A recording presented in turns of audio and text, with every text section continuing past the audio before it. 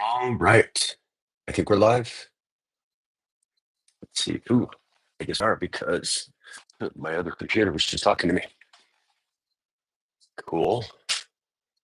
What's up, everybody? What's going on? Wabbit, tough. Man, good to see you guys. It's been a minute. How is the sound and the visuals? 'Cause it's the first time that I do this using like my Zoom webcam and my AirPods. So I want to make sure you guys can see and hear. Okay. Uh, let's see here. Check my settings. All right. Seems everything's okay. Sound and visual good. Awesome. There's a weird delay for me, so I hope it's not for you too between the voice and the and the visuals. But yeah, we'll do it from here.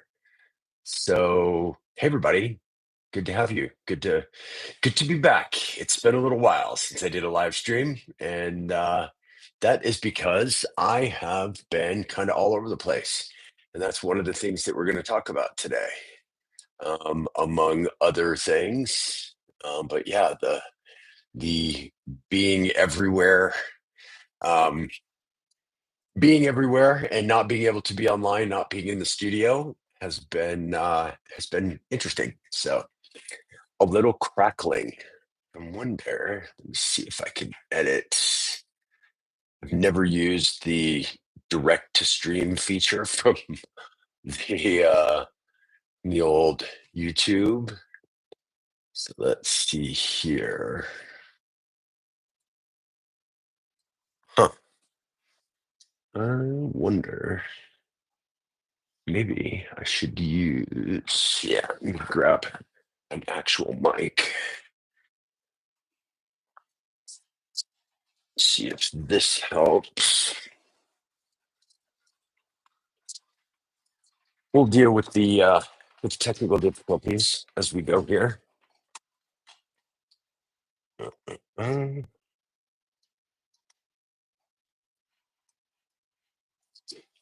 there we go. Those. Turn this up. And now let's switch. Oh, let's see if I can switch to. Hmm, not sure.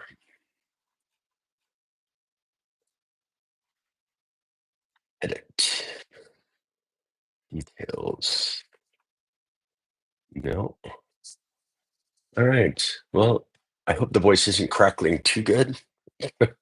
Uh, but let's see here. Anyway, seems like it's worth it. I will, if I can find a way to adjust the audio, I will do that. But I'm not seeing it here. So anyway, yeah, exactly. Tough. Let's go. So, welcome everybody. Good to see you. Good to be back. Good to be back after a few weeks away. I was fortunate enough to be able to go to Europe for a bit of a tour, Superbooth, spending some time with friends, and yeah. So, welcome, welcome all of my friends on here, which is great to see. Great to see a bunch of the regulars, which is cool. Morph Modular, welcome, guys. Good to see you. Toff and Wabbit, Fabrice, hi from France. Bonjour. Comment ça va? Danny, awesome. Good to see you all. Um, yeah, so I wanted to talk about a whole bunch of stuff. Um, before we do get going though, just wanted to say um because I saw somebody else do this, so I thought it was a good idea that this video is sponsored by me. I do some courses, and so if you're interested in doing that, feel free to go ahead and sign up. There's a link in the description of the video down below. And there's a big special going on right now for Superbooth because I don't do any paid sponsorships. This is why I do it this way. So that way, anytime we talk about gear, it's because I want to talk about the gear, not because somebody paid me to be nice about it. Um, So yeah, there's two courses that are available right now. There's a performance course and a production course. If you're interested in either of those, the June and July sessions are both signing up right now. And because it was Superbooth and because I was super inspired, which we'll talk about in a little bit, there's a pretty big discount right now. So if you sign up right now, there's 50% off any of the courses that are on my website at circlelive.com/courses. And extra bonus, if you sign up for one of the courses during the course of this live stream, you get an extra 1 hour one-on-one. So that's a nice little value. So sign up during this. Let me know in the chat that you signed up during this, and we'll get you hooked up with an extra one-on-one. Anyway, we'll talk more about that later. I don't want this to be a full-on commercial because I do want to talk about Superbooth and Europe, and for all of the fun stuff for over there. So. Let's start with the whole trip. Kind of what was the point of the trip? So originally, the point is Superbooth. I mean, it's my favorite event of the year. I look forward to it every year. If you haven't been, it's an amazing combination of trade show, music festival, synth nerd hangout in a park, which is beautiful. Time to spend outdoors and get to see your friends that you don't see very often. There's food, there's music, there's all kinds of stuff. So it was really amazing, and that was the main reason for taking the trip to Europe. And then I extended the trip a little bit to be able to play some shows, which was really really nice. We'll talk a little bit about those as we go on. Did a couple live streams, a couple of live shows, and did a really nice workshop, which was a lot of fun as well. Um, I'm going to apologize in advance for the cough. I was just starting to get a little sick before I left, and then 2.5 weeks of little to no sleep and talking nonstop. My voice is a mess, and I've been coughing like crazy. It is getting a little better, but I'll still be coughing all the way through this. So just apologizing in advance. So yeah, so a few shows first, and then Super Booth, and then some really fun studio time with friends and hanging out with other friends. I love being in Berlin and Brussels, and yeah, it made for an amazing trip. And I wanted to do this live stream and have this be a little bit of a Q&A, a little bit of a chat back and forth about it, because I watched a lot of the YouTube videos that were kind of the Super Booth recaps, and it was just kind of like a shopping list of here's the gear you should buy. And I wanted this to be a little bit more about what Super Booth means to me and why I go every year. Because I'm not going sponsored by some company in order to pay my way to go there, pay my own way to go to the show. And I go because it's an inspiration. I go because I have an amazing time there. I get inspired every year that I go to do new things that I wouldn't necessarily do otherwise. I see friends that it's the only time per year that I see them. I get inspired by being in Berlin, going out to the clubs, listening to a bunch of great music, hearing great DJ sets, great live sets. So all of that um, brings uh, brings Super Booth kind of home for me. And as you saw in the thumbnail, if you clicked on this, I wanted to talk a little bit about how Super Booth inspired me. And this dates back a couple of years to Super Booth, I think 2 years ago, and it was really cool to um, be able to connect and meet some people that I had some conversations with. And we talked a lot about the idea of getting more people involved with live performance, and we were talking a whole bunch. I was talking with a bunch of my other friends who do live performance. We were talking about different ways to do it, different ways to perform live, and what ended up coming out of it was some discussions on how can we get more people involved, and that was what my course grew out of. So, Superbooth last year was kind of the final push. I had a bunch of people that had been watching my stuff here on YouTube, and they were asking like, "Hey, are you going to do a course? You should do something. I'd be interested if you did." And that really kind of gave me the push to start my first course, which the first session was in July of last year, so it hasn't quite been a year. And in that time, there's been a ton of people who've taken the course. I think we're up to almost 100 now, which is awesome because for me, it's I do this because I want to help people enjoy this fun thing that I really enjoy a lot. And I think that taking the course and jumping in is a great way for people to advance to a point where they feel like they are able to do, whether it's for themselves, they have more fun making music, or whether it's to perform live in front of a crowd. That's great, but whatever the motivation is, it's been really rewarding to me. And this year at Superbooth was really unique because a whole bunch of people who had taken the course were at Superbooth, and they came, a lot of them for the first time, and a lot of them met each other kind of through the course, had never met each other before. And by the end of the time there, they were hanging out together, going out to the clubs together, um, going out together. Like it was nice to see the human connection, especially when the course is all done online. So it's video conferences, it's videos that you watch, it's group stuff, group coaching online, and then one-to-one coaching online. And so I got to meet a bunch of my students for the first time, and they got to meet each other, and they formed this really cool group. And it was fun to see everybody, kind of feeding off of each other, and going around and seeing the different gear and trying things and seeing artists perform and going out in Berlin. And it just brought home the human side of it. So that was the inspiration this year, was the added inspiration of seeing the human side of it, seeing people come together around music. And that was kind of the whole impetus for doing this in the first place. So that was really awesome, and that was really inspiring. A lot of other things that inspire me at Superbooth is seeing a lot of the other artists perform. This year it was, stacked as always. It was amazing to see, everyone from Maidon to Surgeon to Dasha Rush to Lisa Belladonna to, I mean, there were so many amazing artists that performed. And seeing that, all of them performing live, all of them performing with hardware, is super super inspirational. Being able to see the people that I look up to, and be able to learn from them. Very similar to when I go to the store event at ADE. It's like you feel like you're at school when you're watching these people, because they're so talented at what they do. And there's always time to learn from every person that's out there. So that's been pretty amazing. And so yeah, there was a lot of inspiration. And then I guess the other part of it was the inspiration of the gear, which we'll talk about in just a little bit, because the gear is, it's kind of the focus of Superbooth and kind of what everybody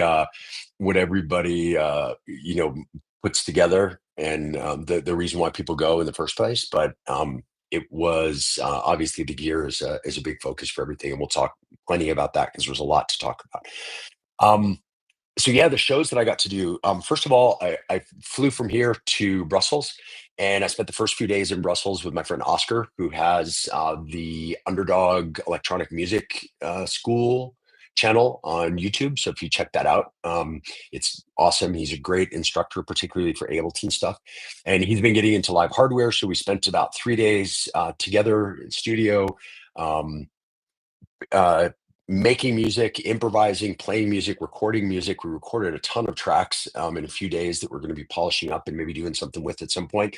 But it was great to do that. It was great to kind of get inspired by somebody else, and kind of feed off of each other, as far as that goes.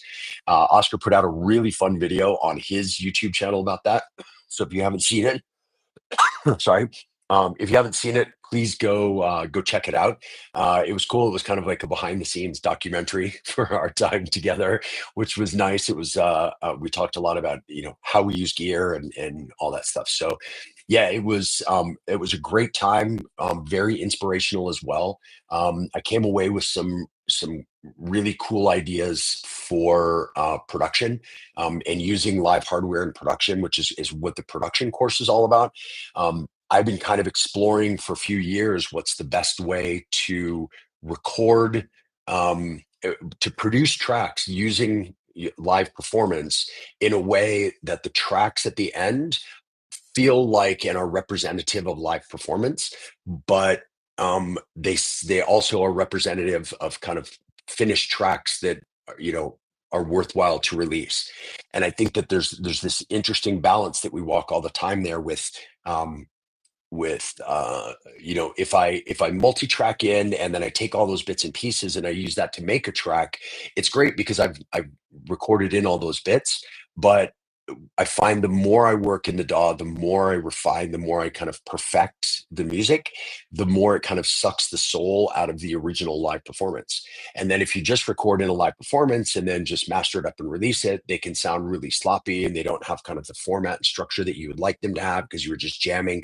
So finding that balance is has been interesting and kind of a challenge. And so Oscar and I worked through a bunch of different workflows and came up with one that was really fun, and we'll be talking about it now in the production course because it's a new thing that wasn't part of the original course, but it's a new way to do stuff. So yeah, that was great. That time in Brussels then started the adventure. Actually, I should say the adventure started when I arrived in Brussels and my check bag, which thankfully didn't include any of the gear that I needed, did not show up in time, even though I had priority luggage. They opted to put it on another flight, which was supposed to leave before my flight. So my bag would get to to Chicago early for the changeover and make it that much easier. Instead, my flight left on time and the one that my bag was on got delayed and delayed and delayed. So it actually arrived in Chicago just as I was leaving. So it missed the flight. So I didn't have my luggage with most of my clothes and all that stuff for the first 3 days that I was there. So that kind of sucked.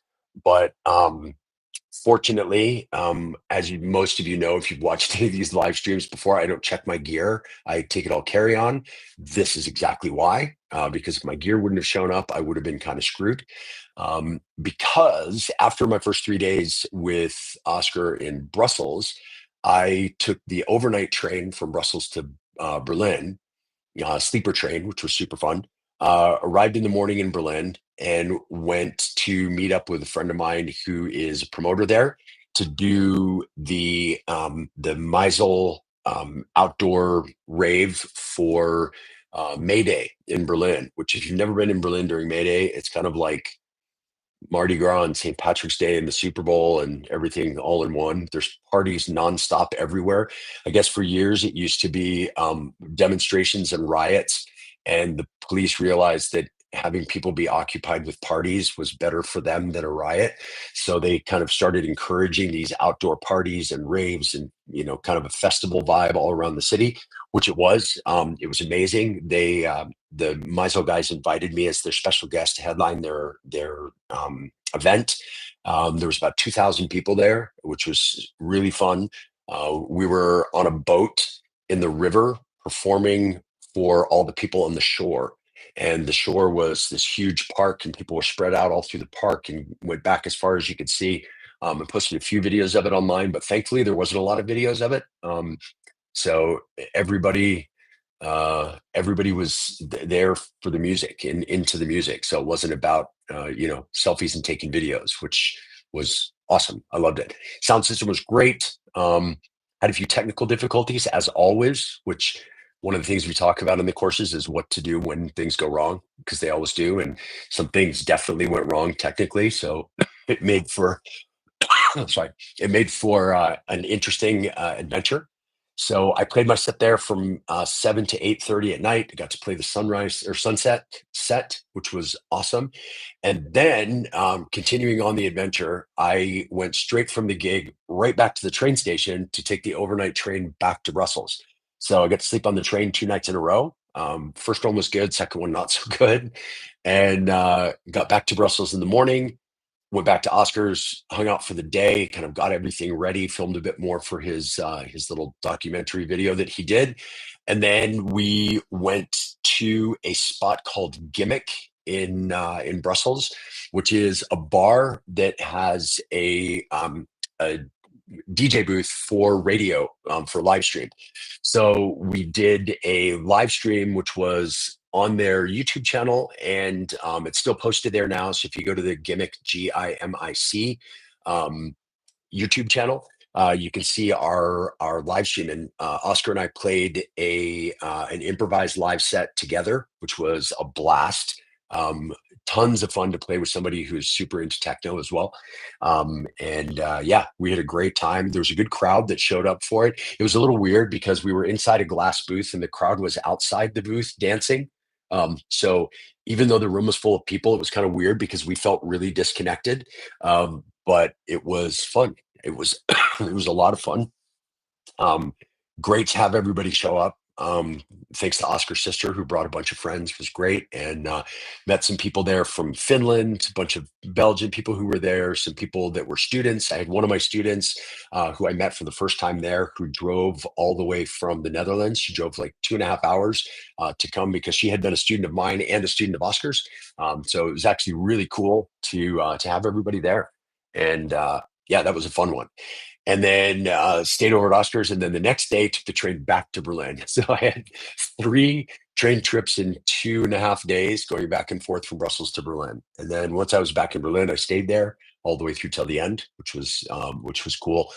Um, so yeah, I got back to Berlin on the Saturday night. Had a couple days of rest, playing music in the hotel, getting my gear sorted. I had a bunch of stuff rattle loose in my, if you know modular, like everything's screwed together and kind of clipped together, and power supplies are clipped in. And my modular case was in a rolling bag, and rolling around on the cobblestone streets in Brussels kind of vibrated everything and shook a bunch of stuff loose. So the power supply for my case was loose. A couple of my modules were loose. So I spent the day on Sunday in Berlin in my hotel, fixing my gear, getting everything all back sorted and ready to go. And then what was next? Then what else? Monday, spent some time in studio with my friend May Maydon, and she was going over her live set that she was going to play at Superbooth, which was awesome. Great to hear that and kind of get the behind the scenes on how she was putting that together. Then Tuesday night of the trip, I did a workshop at Schneidersladen, which, if you're familiar with Schneidersladen, it's kind of like the legendary modular and hardware store in Berlin. They're actually the ones that put on Superbooth. So doing a workshop for Schneider's was kind of a bucket list thing. It was amazing. Had a huge turnout. It was so good. There was a lineup of people outside when they opened the doors, which was so great. And it was nice to see some of my fellow artists and YouTuber friends. Bo Beats was there, Aura was there, um, a bunch of others, plus a bunch of my students, which was also really cool. And yeah, and some people who had been watching YouTube and things like that. So it was great. It was a great turnout. So it was a workshop on improvised live performance, kind of a condensed version of the course that I give. And another friend of mine, Carol Aroba, was there. She was playing the next night at the horror live stream, and came to this beforehand, which was cool as well. She's from Chicago. So that was very cool. And then we went to Superbooth, and Superbooth was amazing. Lots to see this year. It was last year. I don't know. It felt like there was a few things that really stood out last year that were really cool. This year, it felt like the cool stuff was all over the place, and not all the same, which was really interesting. So yeah, I saw most of the stuff. I'm sure I missed things, but most of the things that people were asking me to see and take a look at, I got a chance to see and try out, which is one of the cool things about Superbooth is that you get to try all the gear. So you wander around. Often the people who are working the booth are the people who invented and made the gear itself. So like for example, you go to the Shockmount booth and Francois there, who started Shockmount, invented all the modules, does everything, and then his team's there, and you get to talk to them about the development of what they're doing and all that stuff. So that was awesome. I got to play with their new modules, the Bishop's Miscellany Mark II. Very cool, which I actually came home with. I'm sitting over there in my case yet. I have yet to fire it up, but that will be later today, I think. Very cool kind of sequence modifier mutator. So you put it between your sequencer and your module. It's got 2 channels, and you can manipulate the sequence after your sequencer and before it gets into the module. So you can transpose things, you can stretch things, you can move things forward and back, you can change how quickly the sequence runs. There's all sorts of things that you can do to modify sequences with it, which is really cool. They also premiered a new module, which is not out yet, which is the Lancer's Lash. And that's going to be a snare module. And it sounded fantastic. As all the Shockmod stuff sounds so good, particularly their drum modules. You know, I'm a huge fan of the battery ram and the Archer's rig. This one is going to go right next to those in my case. It sounded so good, and I'm not even a huge snare guy, but this one sounds particularly good.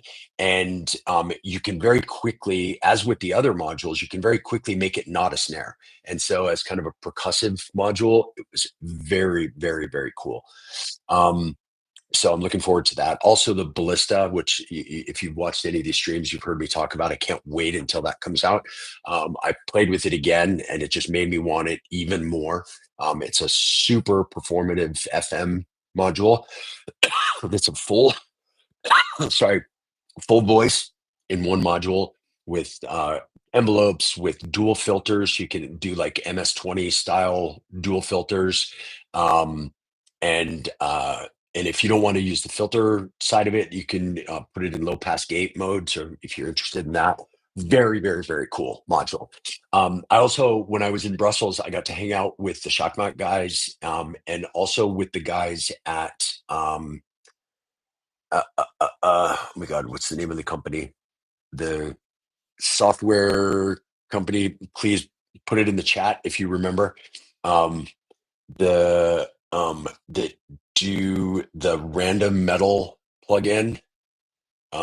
Oh my God, this is gonna make me crazy. I can't believe I forgot these guys' names. Let me see here. I'm gonna pull this up on my computer. Uh, Beat surfing. There we go. Beat surfing. Thank you, Fabrice. Yes, beat surfing. Sorry, the name totally went out of my head. So we got to hang out with those guys, which was amazing. I got to meet the guy who started beat surfing, which was awesome. Got to see their app for iPad, which if you saw the story that I posted up, it had that in it. Just amazing. So cool the way the interface works, and you can customize the interface and use it as a very playable app for performing live just on the iPad. But it was really interesting the way you could make the interface change and customize any way you wanted to, which was really, really, really cool. I love their random metal app. If you're their random metal VST plugin for DAW. So if you're looking for something to make really interesting percussive sounds, I use it to make percussion loops that I then take those loops and load them into my hardware setup to play live.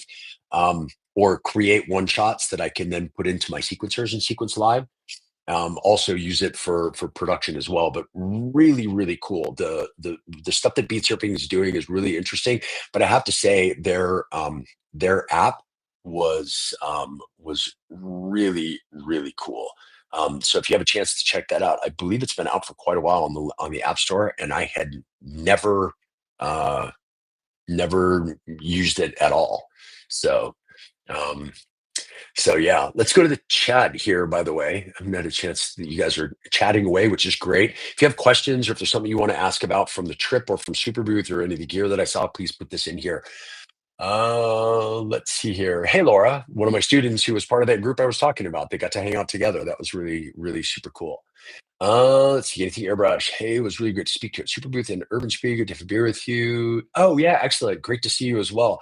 Yeah, it was fun. That was one of my favorite things. I love meeting people at these events that have followed along with this channel, or they've taken a course, or they've seen a live show. And these events are always a great place to meet the people and get kind of a human connection. So it's not just this digital online world that we live in.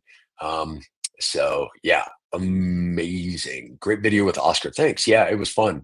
It was cool. I loved it. I knew he was filming and he was talking about he was going to make a video, but I didn't realize it kind of felt like a documentary about he and I, which was really cool. And I didn't expect it. Very thankful, really nice of him to put all that focus on stuff that I'm doing on his channel, which is cool because his channel is obviously significantly bigger than mine. Let's see. Hey, what's going on, man? Tough. See here. Yes, it was an adventure. Losing the luggage and all of that. How was your urban spree in Raw area? It was amazing. Um, we had a lot of fun. I actually didn't talk about that yet. That was the show. So Friday was really interesting because I played a set at 4 p.m. at Superbooth, and then I played a set at 4 a.m. in the city at Urban Spree. So two gigs in one day, 12 hours apart, which was a lot of fun. Um, but yeah, Urban Spree was cool. The sound was good. It was a small room with great sound, which I love. That's kind of my favorite type of place to play. Um, and it was cool that with the Raw guys, the like every one of the live sets was amazing. I got to see Alex 106's set after the fact. I wasn't there in time to see it.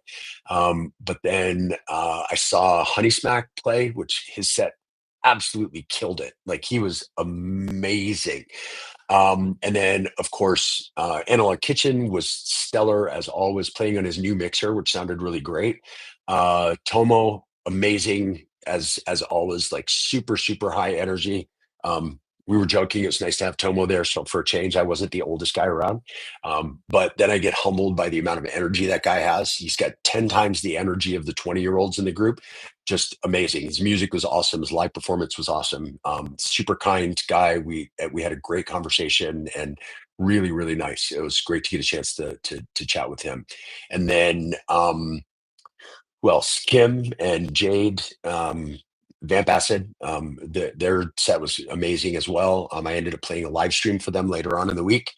But yeah, their set was great with Joseph, who's one of the organizers of Raw. The three of them all played together a back to back to back live live show, which was really really fun. So yeah, that was Urban Spree was very very cool. Let's see.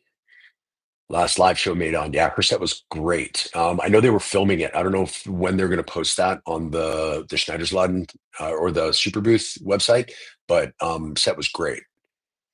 Share some links on comment or description. Links to which things? Put in what you would like links to, and I will put them in the comments on the video after we're done here. Let's see. Uvox upgraded my setup with some great used gear. Thanks for the great advice. Awesome. Glad to hear that. Um, Glad to hear you got what you were looking for. Big up Reese, my first electronic music teacher. Yes, he is a great artist, a mix and mastering engineer, and he also does marketing for Shockmont. And great guy. We hung out quite a bit, and it was great to see him again. Hey, Michael. Good to see you. Yeah, it was an eventful trip. Exactly. Let's if they make a clap module, you might be a clap guy. I don't know. I think it would take more than a clap module to make me a clap guy, but we'll see. I don't know. I would hate to put a whole module in just to use claps the one way that I use claps, which is to reinforce the four on the floor kick sometimes, rarely. But who knows? Maybe I'll be inspired. I am a Jeff Mills fan and he's all about the claps. So I don't know. If they made a great sounding clap, maybe I would be a clap guy, but I still doubt it. I don't think so.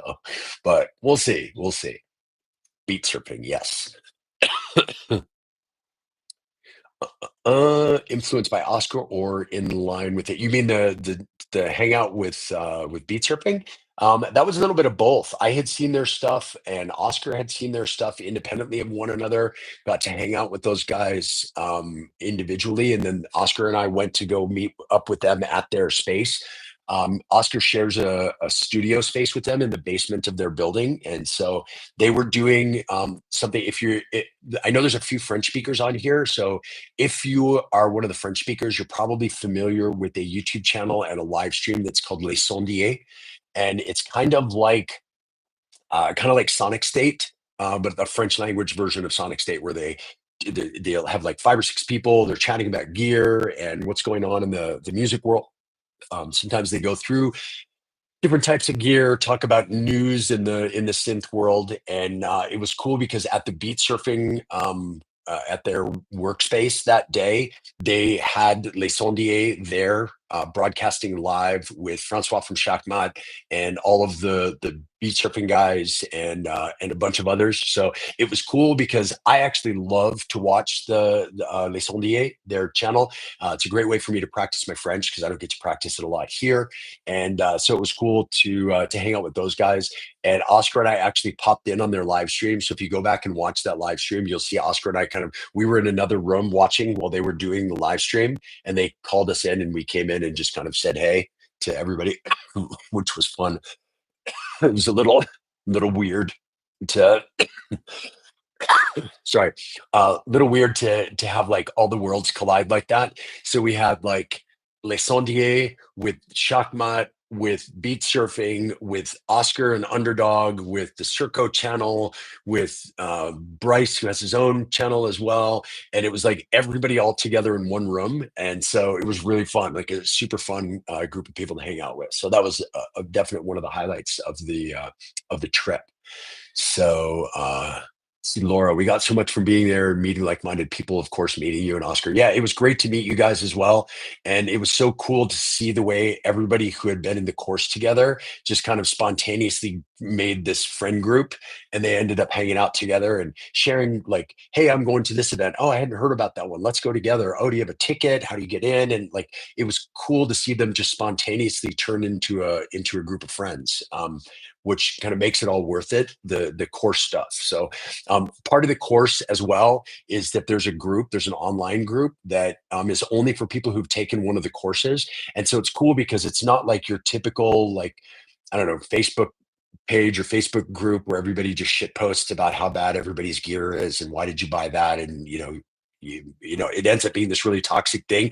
This is an awesome group to be a part of because everybody has invested in improving their skills as a hardware live performer in order to become part of the group. And so everybody's kind of on the same musical journey in one form or another. And it makes it really cool. It's cool to see as well with all of the different types of hardware performers that have both taken the course and now have gotten to kind of influence each other and get to know each other through this. So, like, it just as an example, in the last session of the performance course, I had one girl who her live setup was four 6U104 modular cases, which is a massive amount of modular setup. So she was all the way in the modular extreme. And in the same cohort of the course, I had a guy whose live setup was a push 3 standalone and a Beta Fox MIDI controller.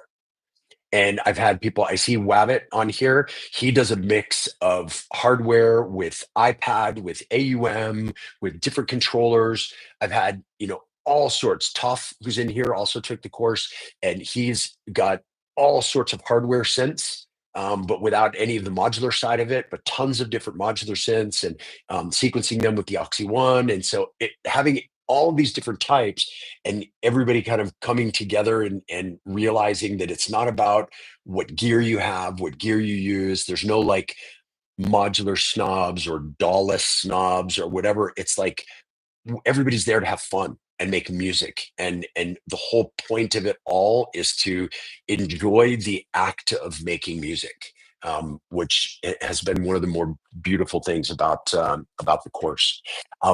That said, I got a bunch of questions. I don't know if this interview will ever show up anywhere, but there was a guy that was going around Superbooth who was asking a lot of people questions about AI in music. And it was interesting to kind of think about that and say, like, how, because I'm not one of those people that thinks AI is awful. I'm also not one of those people who thinks it's the solution to everything. I think that there's some useful parts of it. And one of the kind of concerning bits about AI, particularly in music, but it's also kind of in all different sorts of endeavors, is that it seems like everybody's working towards having AI do all of this creative work for people rather than doing the stupid menial stuff that we don't want to do and free up our time so that we can do creative work. I saw a funny meme that said, I don't want AI to do art and music so that I have more time to do the laundry. I want AI to do my laundry so I have more time to do art and music. And thinking about that take was really interesting because the guy was very pro AI that was having this conversation, and he was like, "Oh, it makes this so much faster, and you can create, and you can put in a prompt, and it'll make things for you." And I was like, "Yeah, that's great if what you care about is the end product. If music is a monetary value product, and that's all you care about, so you want to be really efficient at mass manufacturing that product." But for me, and for those of you who have been on these things, these live streams, or been in the courses, you know that my whole thing is I don't care what the outcome is. Honestly, if nobody ever hears your music, if you never perform for anybody, if you never release a production, that's not what matters. The we should find joy and passion and fulfillment in the act of doing something creative, in the creative endeavor. Enjoy the process of being creative. And for me, that's why I'm not super interested in AI as far as music goes. Like, I think it has its place in a lot of other endeavors, but as far as music goes, for me, the struggle, the act of figuring things out and coming up with new ideas and being creative, that's the fun part of music. And so why would I want to outsource the fun so that I could have the lame part, which is, okay, now I have a track and I have to market this and promote it and go on social media and promote my track and whatever.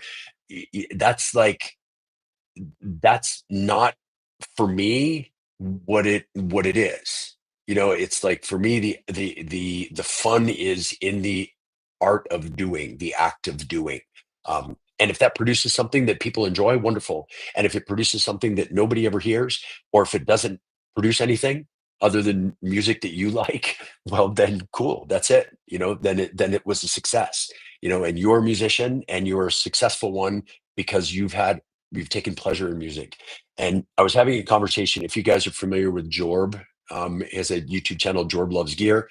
Jorb and I were talking about this, and he's a synth guy, but he's also a guitarist, as am I. And we were talking about how different it is in the synth world than it is in the guitar world. So, like, if you go to somebody's house and they have an acoustic guitar sitting in the corner of their living room, nobody's going to ask that person, "Are you in a band? How many tracks have you written? Where have you released? Where have you played? Have you played a festival?" All of that. So why is it that way as soon as it's a synthesizer or a groove box or a drum machine? Why is the first question always about, you know, do you produce? Do you put out music? Do you make money off of this? And all of that. So I think that there's this weird difference between the synth world and the I guess non-electronic music world that I would like people to get over. But yeah, so anyway, that was a little bit of a tangent, but what else? Let's see what we've got here in the chat. Let's go back up here. Um, did you happen to see the Noisite drop? Yeah. So I have to tell you, that was one of probably my top three favorite things that I saw at all of Superbooth. Um, which is kind of funny. Like, I didn't expect to go to Superbooth and come away going, yeah, the coolest thing was a MIDI controller. But it was the smartest MIDI controller I've ever seen. It was pretty amazing. It's and I think I haven't seen any of the demos or promo stuff online that have really completely done it justice for what it actually is, and how it will be used to perform live. But I absolutely cannot wait to get my hands on one. That paired with the Oxy One is going to be the centerpiece of everything that I do, controlling everything in my setup, and adding to live performances as well. I mean, one of the things a lot of us were talking about at Superbooth was you could really tell what gear was designed by engineers, and also in the engineering side, like the kind of sound explorers, and what gear was designed by live performers. There was a huge difference in how the gear was sonically, how simple or complicated it was to use, how it was set up, what the functionality was. And Noisite is run by a guy named Tomas, who is an absolute genius. And I have his warp module in my live case, and it's one of the deeper modules I've ever seen, but it's also really easy to set up to play live. And the whole idea is that it was designed by a live performer. He performs as Huttenberger, and check out his live sets. They're amazing. He's a really, really good live performer, but he designs his modules for him to use live, and he designed the drop as the centerpiece of a live setup and to be used as a live performance. And I was with Alex 106, Alex from WMD, if you know him from online, Alex Anderson. We went to check out the warp together, and both of us were just looking at each other going, I can't wait to get this thing. Like, this is just exactly what I need to bring it all together in my setup in one place. So yes, I did see the Noisite drop, and it was even better than any of the demos online have made it out to be. It was shockingly good, and super clever, and definitely the smartest MIDI controller I've ever seen in my life. So yes, and yes, it does pair well with modular and hardware, which is also very cool. Tomas was using his live rig to demo it, and his live rig is a 7U104 modular with a Electron analog rhythm and an Octatrack. That's his live setup, and he was controlling all of that from the drop, and really, really cool. Like, really, really cool. We can go into more depth if you have more questions about it. But yeah, it was very cool. Let's see. Urban Spree was insane. Yes, it was. It was cool. Yes, Tomo is a beast. That guy's a machine, and such a nice guy too. Like, he comes off as this kind of like gruff, serious German dude when you don't meet him, and then you meet him, and he's such a sweet guy, such a nice person. We had a great long conversation before we both played, and yeah, and then he went and just played a slam and sat. So let's see. Clap with flexibility for me. Absolutely. Yeah, the Sondia channel is great. Narf is very cool. And the whole team. New besties, that's right. Something can be said for being in person versus online. Yeah, and that's one of the best things about Superbooth in general is that it's really about, yeah, there's a ton of gear there, but the gear is bringing together, thousands of people. And so really the whole thing is about the thousands of people that are there. The gear is just an excuse for everybody to get together and with a shared common interest and just nerd out for 3 days. And yeah, it was great. Yes, AI can do the dishes while you can create. I wish that would be amazing. Uh, I like to talk about process. Everybody comes to my home studio. Are you a DJ? I get that too. I saw somebody the other day. This popped up in my feed. There's a commercial for a company that's making a baseball cap that says "Not, I'm not a DJ," and I thought that would be something really funny to wear while you perform hardware live. It would be very cool. Yes, drop does pair with modular. Not in this for making music. Oh, do you release a lot of music? What is this question about? Has anybody ever asked this question when they had a guitar? Yeah, it's like it's only a thing when people see synthesizers and kind of like that kind of stuff because they think, oh, it's a production thing. And it's like, no, it's actually not a production thing. It's a I like to make music thing. I like to play my instruments thing. My instruments just happen to be synths and sequencers and drum machines. So, uh, uh, yeah, the drop is was super cool. Mike, what's going on? Good to see you on here. When people see my studio and electron boxes, they want to hear it. After about 10 seconds, they say, Stop, aren't you too old to still be making industrial music? No, you're not too old to be making industrial music. I can vouch for that. Um, just because we were around the first time industrial was popular doesn't mean we're too old to enjoy it now as it's popular still or again or whatever. So, yeah, Mike and I have had this conversation before about having had this industrial electronic music moment in our lives in the late 80s with Frontline Assembly and Skinny Puppy and Mitzarab and Nine Inch Nails and Front 242 and all of those groups. So, yeah, very, very interesting batch. Um, cool. Sorry. Let me know in the chat if there's anything else you have questions about. I did see one question earlier on. Somebody was asking about the Oxy One Mark II. Anybody who knows me knows I'm a massive Oxy One fan and an Oxy One user. And so we have right here, there it is, Oxy One Mark II. That right there, eight sequencers all at one. It's pretty amazing. Um, and I have to say, the this happens a lot, and get a little philosophical for a second. There's this whole thing in music where people have this kind of sense of entitlement that they're owed upgrades, and people will say like, oh, well, I'm pissed because this company hasn't done a firmware update in a long time. And I get firmware updates to fix bugs like that. I'm all about keep doing those, keep fixing things. But when you buy a piece of gear, you buy a piece of gear. You don't buy it for what it's going to be years from now. You buy it for what it is today. And if it's worthwhile for you today, great. And if they give you something extra in a firmware update at some point, that's just a bonus. But I will be blunt about this and say nobody owes you anything. So having this sense of entitlement that you're owed a new thing or you're owed an upgrade or they sure haven't upgraded this thing in a while, they suck now.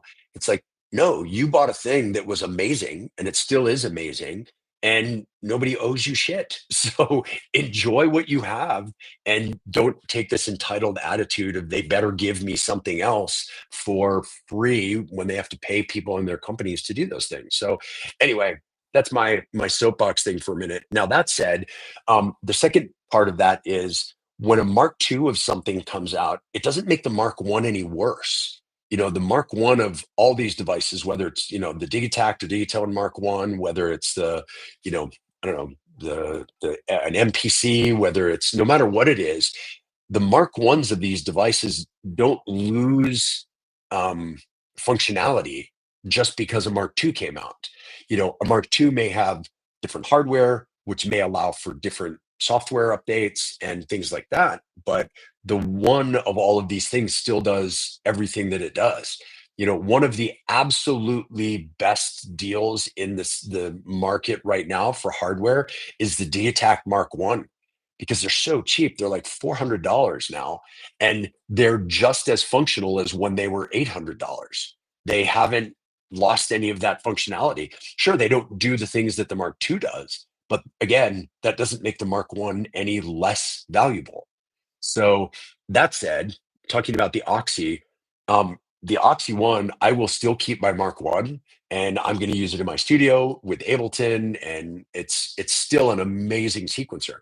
The Mark II has a whole bunch of new functionality, which is really great. So, good time to buy a used Mark One if you want, because people are going to want to sell them to get the Mark II. Cool.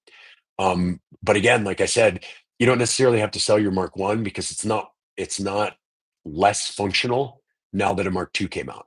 It's still just as good as it was a week ago before the Mark II got announced. So don't get too caught up in that upgrade thing, and just remember that things don't lose functionality. They're still just as functional as when you bought them, and you've gotten a lot of use out of it, hopefully in the interim. So yeah. But now that said, talking about the Mark II Oxy, I will let you know that there is some amazing stuff. Now, I know one of the questions, because I've already been asked this a few times, one of the questions is going to be, are they going to put some of this functionality into the firmware for the Mark One? I know from talking to Manuel at Superbooth, he said that they're still going to be updating the Mark One. But I know one of the reasons why they made a Mark II, just like with the Electron boxes, is because they needed to update the processing power to be able to implement some of the things they want to do. So there will be some things that the Mark II will be able to do that will never be able to go into the Mark One because of processing power. But then there's other things that may be able to go into the Mark One. It just depends. But they're not going to abandon the Mark One. It will still be continuing to get updates.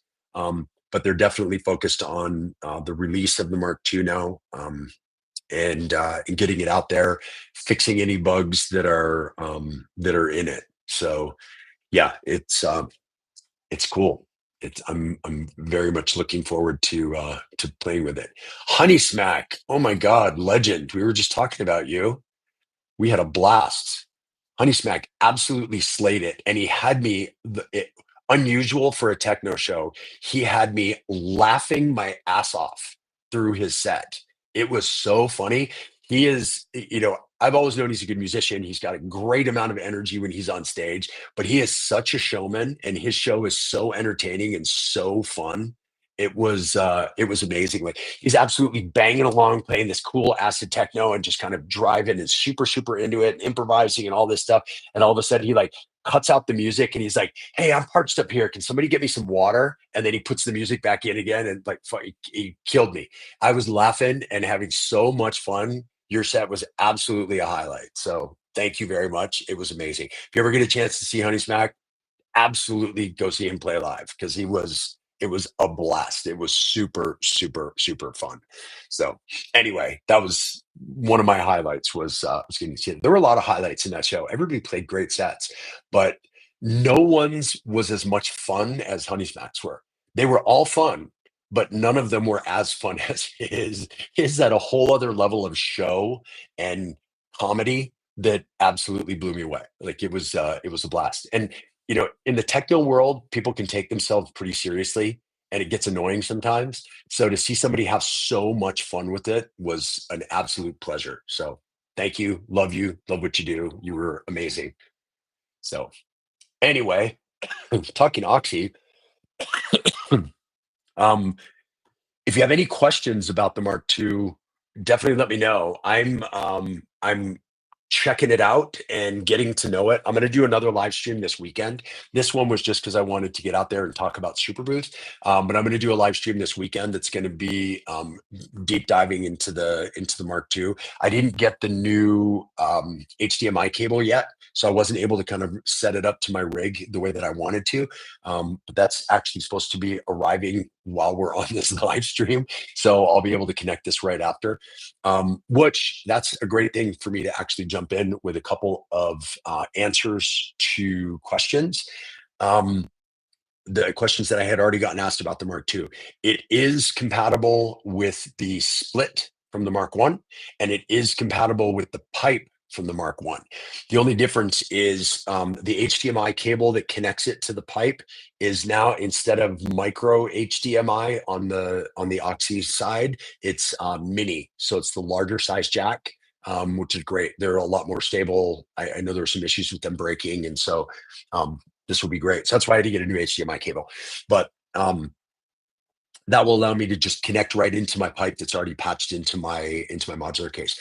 The other thing, the other thing that's really cool with the pipe integration now is, if you're familiar with the pipe module, it had clock in and reset in from your modular case going to the Oxy One, which none of us ever used, because there wasn't ever really, why would you want to clock the Oxy from your modular, right? You want to clock your modular from your Oxy. So now with the new update, those, even though they're still going to be labeled the same because it's the same one, the clock and reset are now outgoing from the Oxy One into your modular. So you don't need to also use, so I always used to use a clock out from the back of the Oxy going into the PAMs and then splitting that out.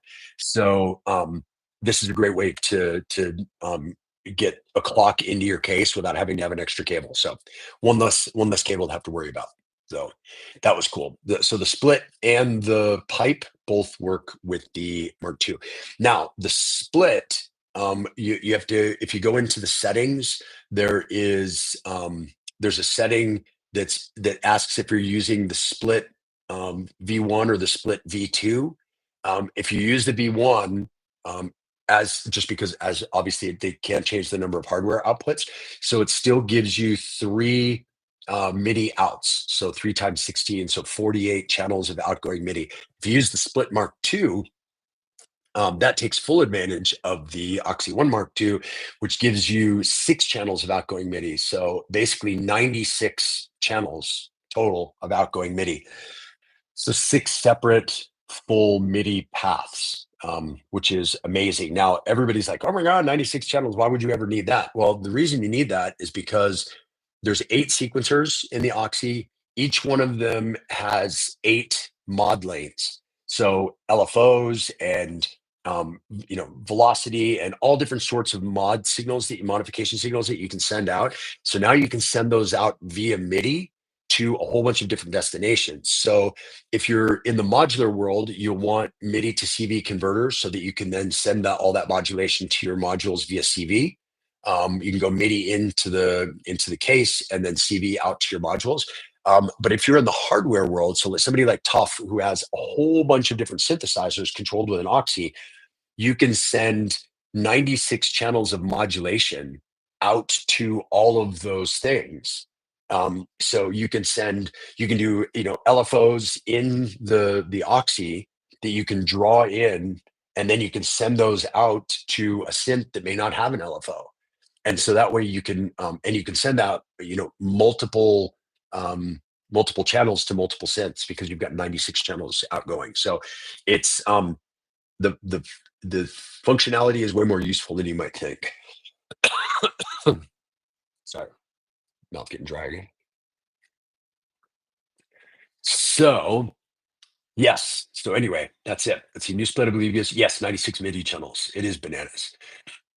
Funny how we can play what others are doing. We're a funny bunch. Yeah, it's I don't know. That's one reason why I wanted to set up the group for the people that are taking the course, because I wanted it to have a little bit of a barrier to entry, that you had to you had to be kind of invested in your hardware world and improving, and not be just some like shit poster in their basement in their underwear talking about how lame somebody's gear choices are. Like I really wanted to avoid that completely, that whole toxic online thing. And so far it has worked really well. So anyway, let's see. Tough function make perform flow. LFO seems crazy. Yeah. So flow is basically like fill would be on the electron boxes. So you can set individual steps to either be flow or not flow. So you can use that as a way to kind of use things. You can set them on the fly, which is really cool. So if you hold down flow and you add a step, that step will only work when you press flow. So it's a really quick way to add things in. So you can have like a whole bunch of steps, and some of them are flow and not flow, and you can change up the rhythm with those, which is pretty cool.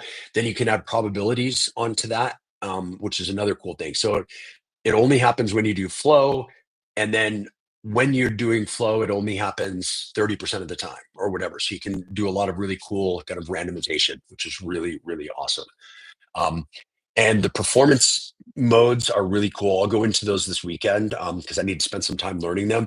But one of the coolest ones that I saw, I mean, there's actually a bunch of cool ones, but one that's really interesting to me is you can set a step, then you have controls over what happens with that step. So, like in a traditional sequencer, you might have a ratchet. What this does is it does a repeat of that, like a MIDI repeat, and then you can set how many repeats you want it to do. You can set the length of time in steps that you want it to take to do those repeats. So you can say, I want it to do, you know, 10 repeats in 3 steps, or I want it to do 3 repeats in 10 steps. So if it was the long one, it would be like dot, dot, dot over time instead of going like a regular ratchet. Then you can also set those repeats to accelerate or decelerate during the repeat process. So like if you had like 4 repeats, it can go that that that, or it can go that, and it can slow down, or it can accelerate. It can go from that and accelerate. So you can set those and how fast you want that to happen.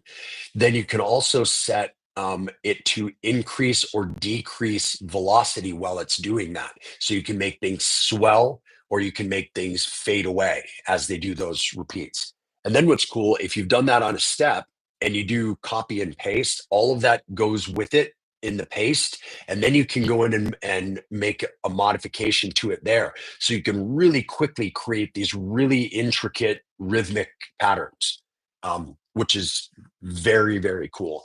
And then there's other performance modes where you can take a certain number of notes, and then you can decide how dense you want them to be, how loose, how often you want them to repeat. And basically by plugging in, let's say 3 notes, you can create a whole morphing melody that will go, whatever, any number of bars in length. And it's not just copy pasting it out. You're adding, three really quick, different versions, changing the order. And so you're sticking within a structure, but you're iterating on that structure to come up with new stuff. So yeah, some really, really, really amazing performance functions in the Mark II. The other thing that's cool too, I can show you guys this one really quick here. Um, if you go into performance mode, which looks like this whole first section, this is all of your, it's hard to do backwards here. This is all of your mutes right here by channel. So mutes for each one of the sequencers. You've got all the mutes, so you can mute or unmute or multiple sequencers, however you want. If one of the sequencers is a multi, it'll show you all the mutes all the way across for all of those. So you can mute individual channels like this, and then you can bring them back in this way. So you get a lot of control over the individual mutes. These ones, if it's not a multi, this becomes transpose. So you're taking, if it's a mono or a poly or chord or whatever, you can transpose up and down that particular sequence. And then these are performance functions to add in like repeats or different functionality with the multis that you have on here. So having that all in one performance page is really cool, because now you have the ability to go in and really play your show like this while you're all staying on one page. It used to be you had to go to like the main view to mute, and then hold this with mute in order to, or hold the mute button and then touch the sequencer to mute it. If it was a multi, you had to go into the multi sequencer, and then you could mute individual ones by holding the mute. So what this does is it takes all that away. So you can mute multiple things at once like that, and then you can bring multiple things back in at once, which is also very cool. So to have that all in one place in one section with the ability to transpose makes this a really cool section to be able to perform with. And yeah, so that's another very cool way to do this.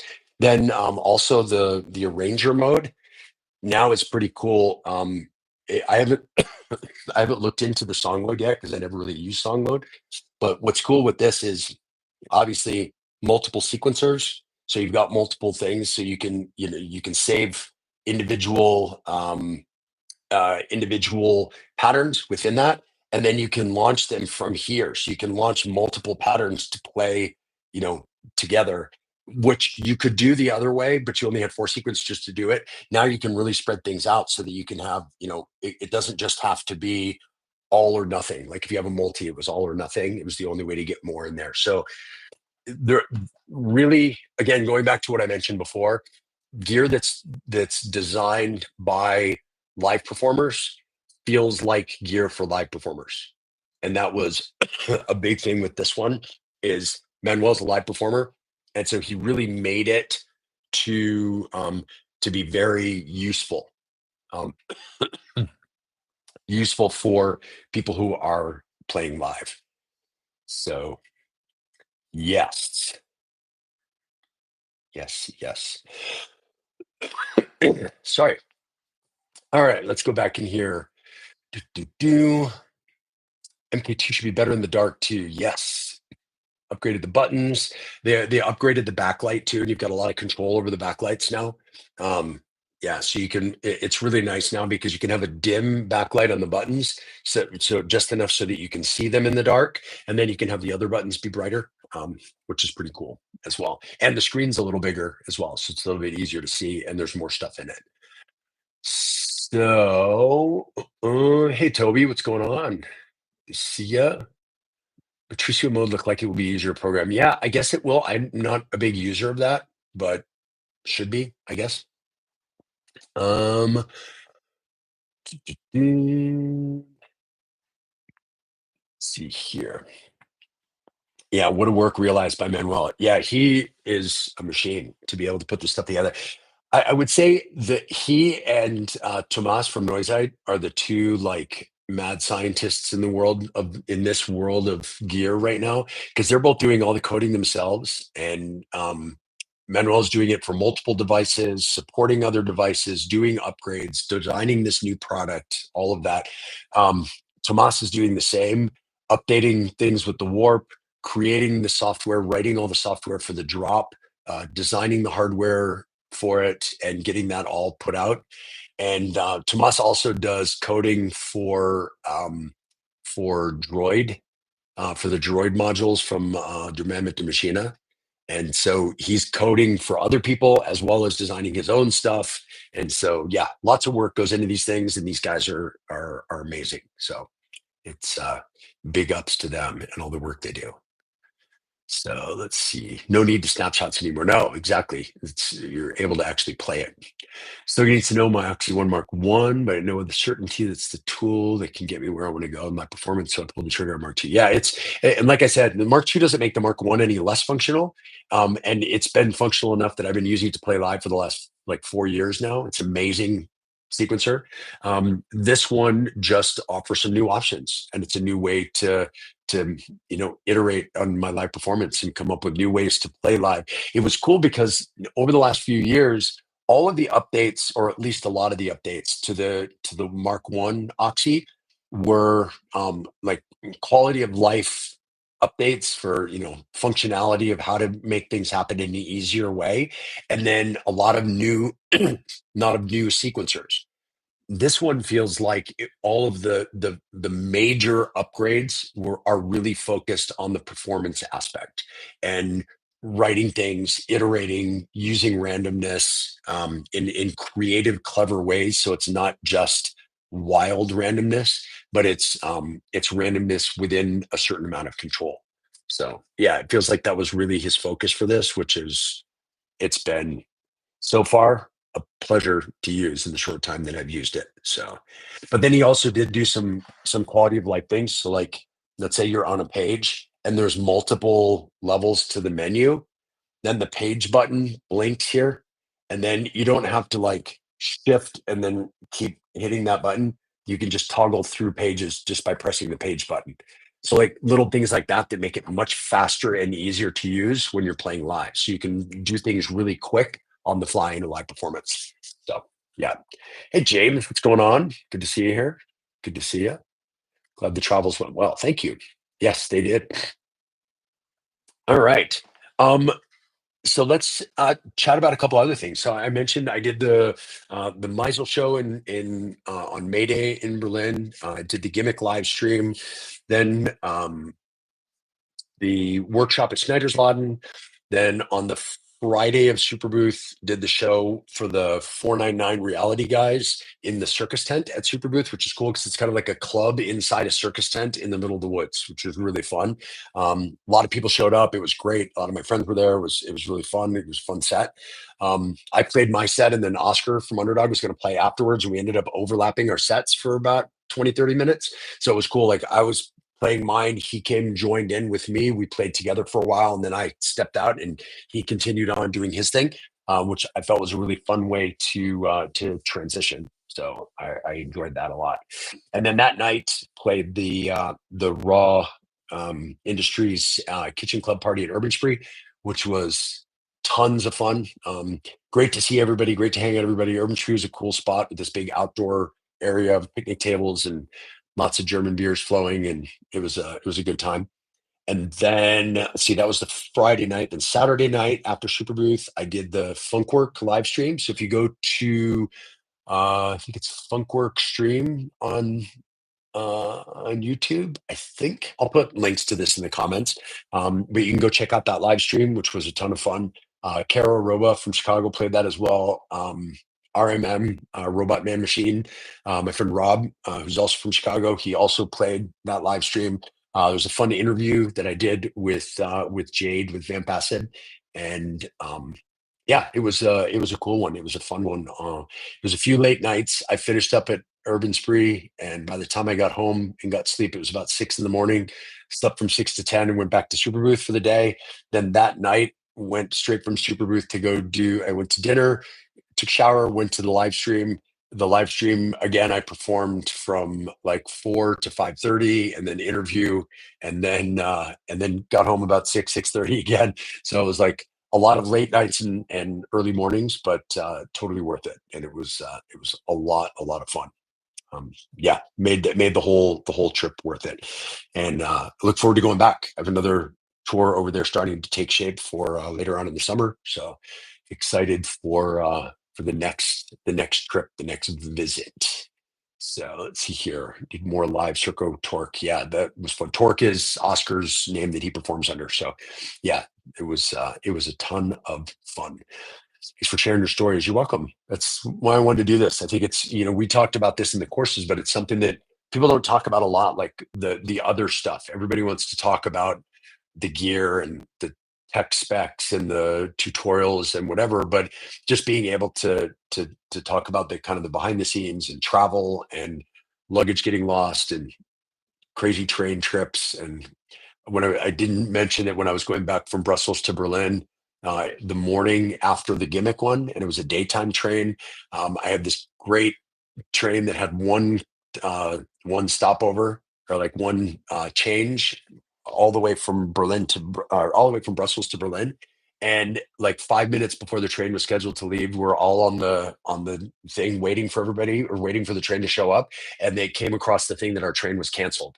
And so then all of a sudden we had to scramble, find different ways to get there. And I took like this route that had a whole bunch of different stops and changing from one train to the other to get back to Berlin. So it was all an adventure, but it was a very fun adventure as well. So what else? Let me know in the chat if there was any other gear from Superbooth that you had questions about, because I did pretty much see everything. Um, there was a lot of interesting new stuff. Modular wise, the Ohm Force guys have a kick drum that's really, really good. That is a wavetable synthesis kick drum. And then it has a module that attaches to it as an add-on that's like a rumble version that has a multi-tap delay that you can then use to make these really cool, funky, groovy rumbles. And then it has another module that adds onto it that can be a sidechain from that. You can put your whole mix through it and sidechain the kick. So it was a cool one and it sounded fantastic. So that was another one that I really enjoyed. I tried the boom from Ohm Force, or Bohm or whatever. Yes, it was great. Check out the WMD Scorpion. Yes, also amazing. When I was hanging out with Maydon at her studio after Superbooth for the next couple days, she had the Scorpion, and so got a chance to play with it. William, actually from WMD, was there hanging out with us in the studio, so he designed it. So it was cool to get a walkthrough from him to see exactly how it works, and it's pretty amazing. It's for those of you who don't know, it's a wave folder, but it's like the ultimate wave folder distortion craziness module. It has 8 separate wave folders in one module, and you have ways to you can basically gate individual wave folders within the distortion, so you can have them do these really cool rhythmic patterns of the wave folding. And yeah, it sounds amazing. It sounds really, really good. Alex 106 played on the Sunday night after Superbooth, and his whole intro was one voice through the Scorpion and kind of manipulating it. And it sounded so cool. It was really, really, really good. So yeah, that was a great one. Let's see who else. It's been great seeing you and Oscar connect. I've been following both your channels for a while, and seeing you collaborate has been phenomenal. Cool. That's awesome. I'm glad to hear that. Yeah, Oscar's a great guy, and we had an absolute blast together. So that was really good. You tried the faders on the Novation Launch Control MK3. I did not. I didn't get to the MK3 at all. I saw it. I had friends that tried it, and they were all excited about it until they saw the noisette drop. So I think that the Novation, the Launch Control MK3 is going to be for a similar user to the MK2. Which is, it has become, I've got one over here on the shelf. It's become kind of everybody's go-to when you need a MIDI controller. They're not too expensive, they're durable, they're really, really easy to look at, really easy to use. But seeing and messing around with the noisette drop, it's just a whole nother level of MIDI controller. So I think they both are going to have different use cases. One is kind of multi-purpose. You need a MIDI controller just to do what it's supposed to do. The launch control is still going to be your go-to. If you want one to really be kind of a centerpiece of a live setup, controlling a whole bunch of different gear and using it for performance, then the Noisite drop is for sure your one you want to look at. So yeah. Yes, the drop is much more expensive, but that's because it's got a full processor. It has a screen, a color screen. It's totally programmable internally in the machine. You don't need a computer to set things up. Um, you can control things on the fly. It's got three different MIDI paths out, so 48 channels of MIDI out. It has CV in and out. It has two USB-C that can be in or out or host. So you can host through it as a centerpiece. So yes, it's more expensive, but it's 20 times the device. And so that's why I said it'll be two different use cases. If you need a basic MIDI controller, MK3 looks great, launch control. If you want something to be the centerpiece of a live setup, then the drop is going to be the way to go. Um, So great faders for the push three with the Ableton protocol. Yeah, I mean, I did, like I said, I didn't try the launch control MK3. MK2 is fine. I mean, they're not the best in the world, but you're not going to find the best in the world on a MIDI controller. That's just not what they're made for. The Noisite ones were great as well, but like you said, it's more expensive. One thing is that the Noisite will ship with native Ableton integration, and so you won't have to, if you want to use Ableton, for example, push three, you can save everything in the drop, so you don't have to worry about like right now, if you want to do MIDI control over things in the push three, you have to set it up in Ableton on the computer and then bring that project over to the push three, and those MIDI configurations come with it because the configurations are saved within Ableton. With the drop, the configurations are saved within the drop. So you program everything within it. So you just need that and a push three, or that and a modular, or that and an octatrack, or whatever, and you save all of those things within the drop. You're not saving them in the software, so you don't actually need the software. So interesting the way it does. So uh, uh, uh, let's see, what's the question? Update. uh, I'm not sure exactly what you're asking. What update are you talking about? uh, uh, uh, an update to what? Let me know. Let's see, Danny. That's why I'm asking for Ableton protocol, like the APC 40. You can just plug and play to the push three, integrates perfectly. Yeah, and that's kind of that's the drop.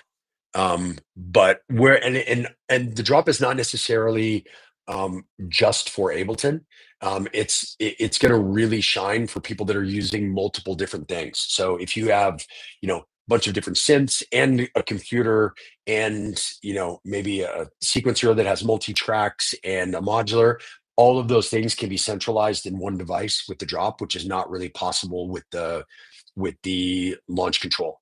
um, Launch control is really MIDI protocol, so it's really designed to do just MIDI with just MIDI devices, and it's relatively limited. Oh, one thing I didn't say about the drop as well, that was another huge thing for me with it, is that each one of the knobs can go to up to 8 destinations at a time.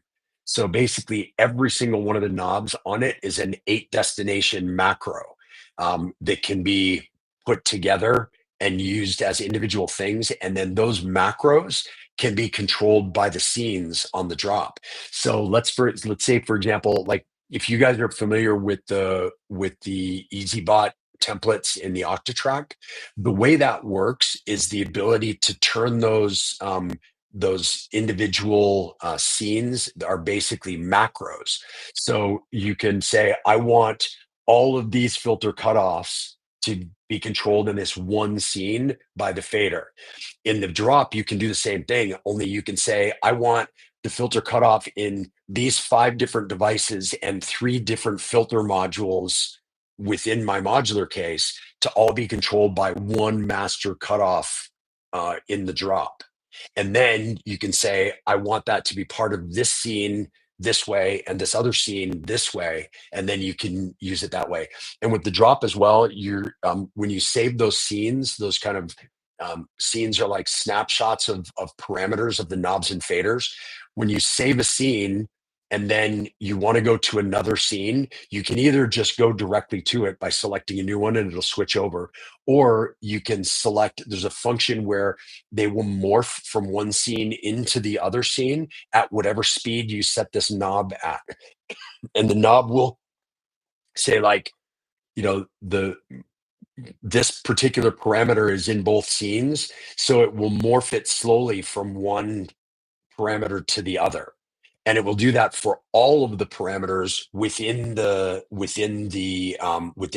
scene that you created, which is cool. And you can also combine scenes. So if you've got one scene that only has like 4 knobs that it's controlling, and another one that has 3 other knobs that are different that it's controlling, you can launch both of those together, and it will launch both scenes together. So again, it's really complex. It's way more than just faders and knobs. It's an actual device for uh, playing your gear for live performance. The thing too, the reason why it's called the drop is it has this function where you can say, I'm in this scene. I'm gonna set the drop functionality for, I don't know, like 8 bars, and then I want it to go to these 2 scenes at the same time. During those 8 bars, you can manipulate knobs, you can change things on your modular, you can change things on the controller or whatever. And then when the clock ticker around the screen gets to the 12 o'clock mark, which is at the end of your 8 bars or 16 bars or 32 bars, whatever you set it at, when it gets to there, it will automatically drop to the destination you told it to. So what's cool about that when you're playing live is often we're trying to do things all at once, and we do a big build-up and we want to do a drop, and it's hard because you have to really quickly control 5 or 6 different things all at one time, and they never really quite hit all at the same time. So with this, you can say, I want it to drop to whatever, and it's not just reverting back to a saved state like you can in the Electron boxes. This is, you can tell it to go to a new state, and in the meantime, you can really finish like a filter sweep all the way to the end of your breakdown. And at the end of it, it will drop at the right moment, rather than say, okay, I have to like give up on the filter sweep to go get my hands ready to do this other thing.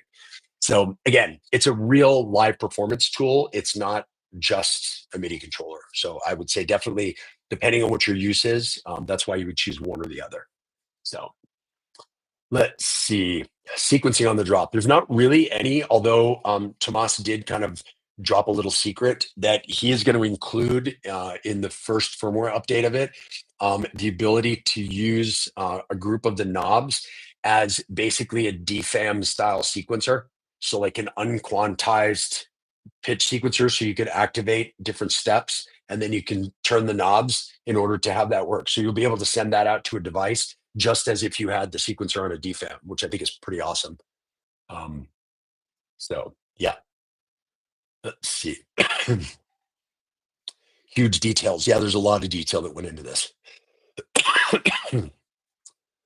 We use the drop with the Oxy or more so to control other synths. So basically, my plan is to use the drop and the Oxy together to control my whole setup. The Oxy will do everything that is sequencing and tonal and melodic, and the drop can control things in the Oxy. For example, the mod lanes you can set up to control with via MIDI from the drop if you want to, and then you can also pass through the Oxy to send things out into your modular case or into your hardware boxes or whatever. So the two of them together is going to be a pretty sick combo. But they do very different things. The Oxy is not really a very good MIDI controller. I mean, there's only like 4 knobs, and the buttons that you can set to do things, but it's a little clunky. It's really an exceptional sequencer.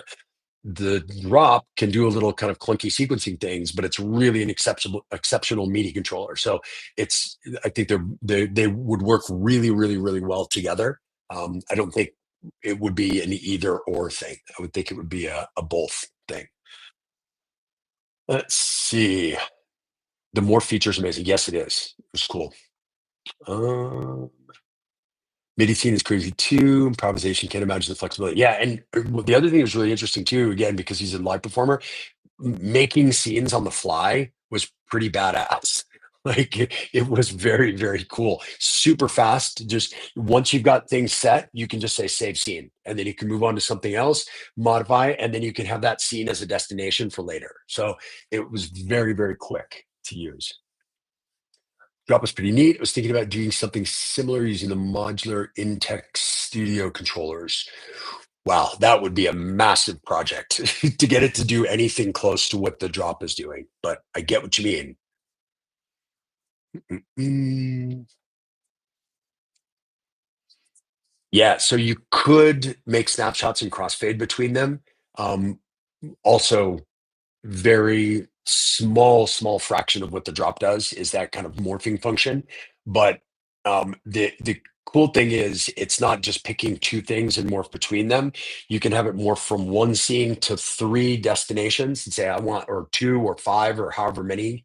If you have scenes that control individual things, so you might have one scene that just controls your percussion, another scene that controls your leads, another scene that controls your bass lines. So you can have it more from a full scene of everything to one that takes this percussion with this bass line with this lead and launch those ones and say at the end of this time I want it to morph between those two things over 4 bars or whatever. So there's a ton of performance flexibility with it.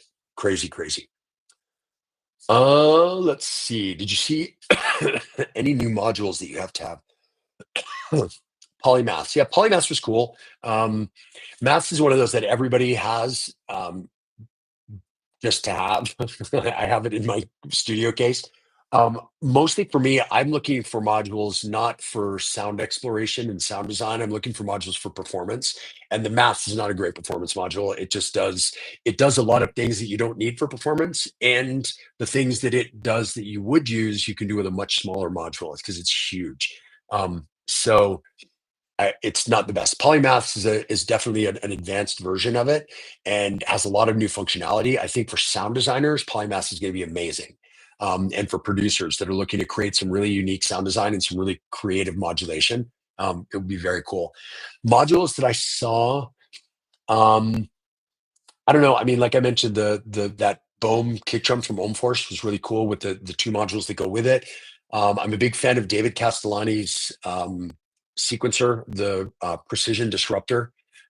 Best acid sequencer I've ever seen, as far as creating really cool iterative acid bass lines or lead lines. Yeah, really, really super cool. Definitely would highly recommend that as well. So let's see. Uh, uh, uh. Coder. I can see why. I mean, if you dig that kind of thing, cool. I'm not a coder, so I'm big of what does it do? Sorry. What does it do as soon as I get it? As soon as I take it out of the box. So reload function by MIDI in real time. Yeah, it's very cool.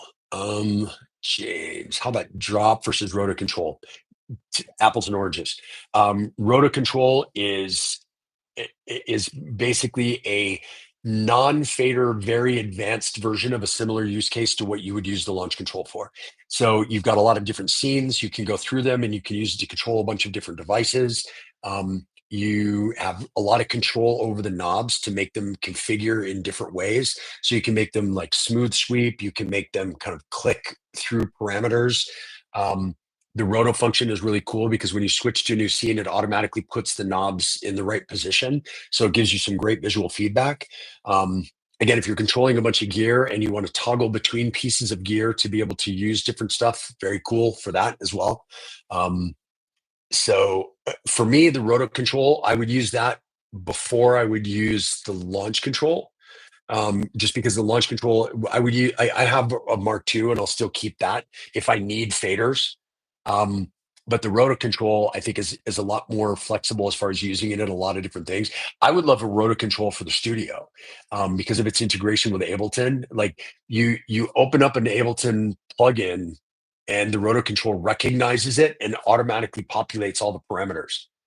And all of that information is saved in the rotor controller. So if you take it with you to another studio, you plug it in, it still has all those things saved.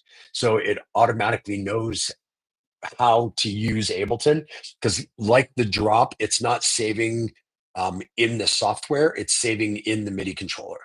So yeah, rotor control is very cool as well. But a different use case altogether for this. Um, mm, mm, mm. How I'll set up MIDI between drop and Oxy. I mean, basically, so both of them have USB-C in and out. And so what I'll probably do is drop into um, into the Oxy one and have that clocked from the Oxy, but also be able to send MIDI signals through the Oxy, because you can set up the Oxy USB MIDI to pass through and go out to other MIDI destinations. So I'll probably set that up like that so that I can kind of link the two of them together. That way um, they can both be, I believe, both be powered by the Oxy, because I know that the USB-C takes power from or the drop takes USB power. It doesn't have to be powered externally. It can be, but it doesn't have to be. So that's a cool one. But I think that's probably how I use it, but we'll see. I may end up going the other direction, but I like the ability to connect the two of them via USB-C, which is cool. It's just a handy thing. And the drop and in the Oxy, the USB-C can both be used as host. So it gives you a flexibility about how you connect one versus the other. Um, so yeah, I don't know. We'll see. Maybe I do the Oxy through the drop into the setup, or the other way around. Just not sure. But I think I want to do the drop through the Oxy, because the Oxy is going direct with a bunch of the CV outs. So to be able to keep that CV control, I think that would make more sense. But we'll see. I won't know until I get a chance to use both of them and get them both together. So we will see. What else? What other questions you guys have about Superbooth or traveling or gigging or any of that stuff, or the courses? Um, did anybody sign up during this? Remember, as I mentioned at the beginning, if you weren't here at the beginning, if you sign up for um, any of the complete courses, you get an extra one-on-one if you sign up during this live stream. So, and it's 50% off right now. So jump on the course, sign up, half off, and on top of it, you get an additional live stream, which is like $100 value. So let's see. Last question about drop. Pass through the Oxy or separated? Either way, because the drop has multiple MIDI outs, Oxy has multiple MIDI outs. So again, you can pass through either of them, and they both have a lot of MIDI outs. So you don't necessarily need to, as long as they're clocked together, you don't really necessarily need to pass through either one. What you really need to do is clock them together. Then you've got 96 MIDI outs from the Oxy and 48 MIDI outs from the drop. So more MIDI than you've ever wanted to control with anything. See, were there any rumors in Berlin about anything electronic? So they were showing at their booth, they were showing Overbridge for iPad, which was pretty cool. I did not expect to see that. And so it was cool. So you can now connect your Digiton 2 to your iPad, and you can multi-track record audio into your iPad, which was really super cool. So yeah. Let's see. Oxy LFO control. Yeah, you could control the Oxy from the drop as well. So it can be a destination to control certain things. So you could change the speed of LFOs. You could change all kinds of things within the Oxy from the drop. Or you can use the LFOs from the Oxy to control functionality in the drop, because it has MIDI in as well. So yeah, lots of back and forth possibilities depending on what your use case is for either one. So let's see, Toby, you learned a lot. Superbooth, need to go back to the live performance class videos and watch them all again. Yeah, you watch them with a different context than you will having not seen all the performances and all the gear that you saw at Superbooth. There's definitely a different context to the course once you've seen all that. Let's see, next big question: when is Superbooth 2026?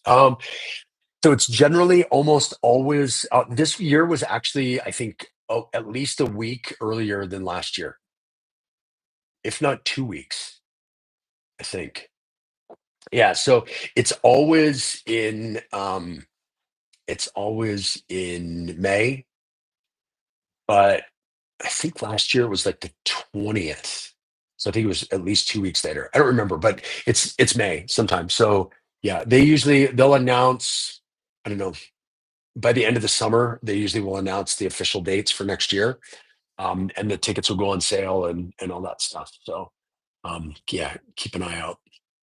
So crazy value on the courses on time. Yes, it is crazy value.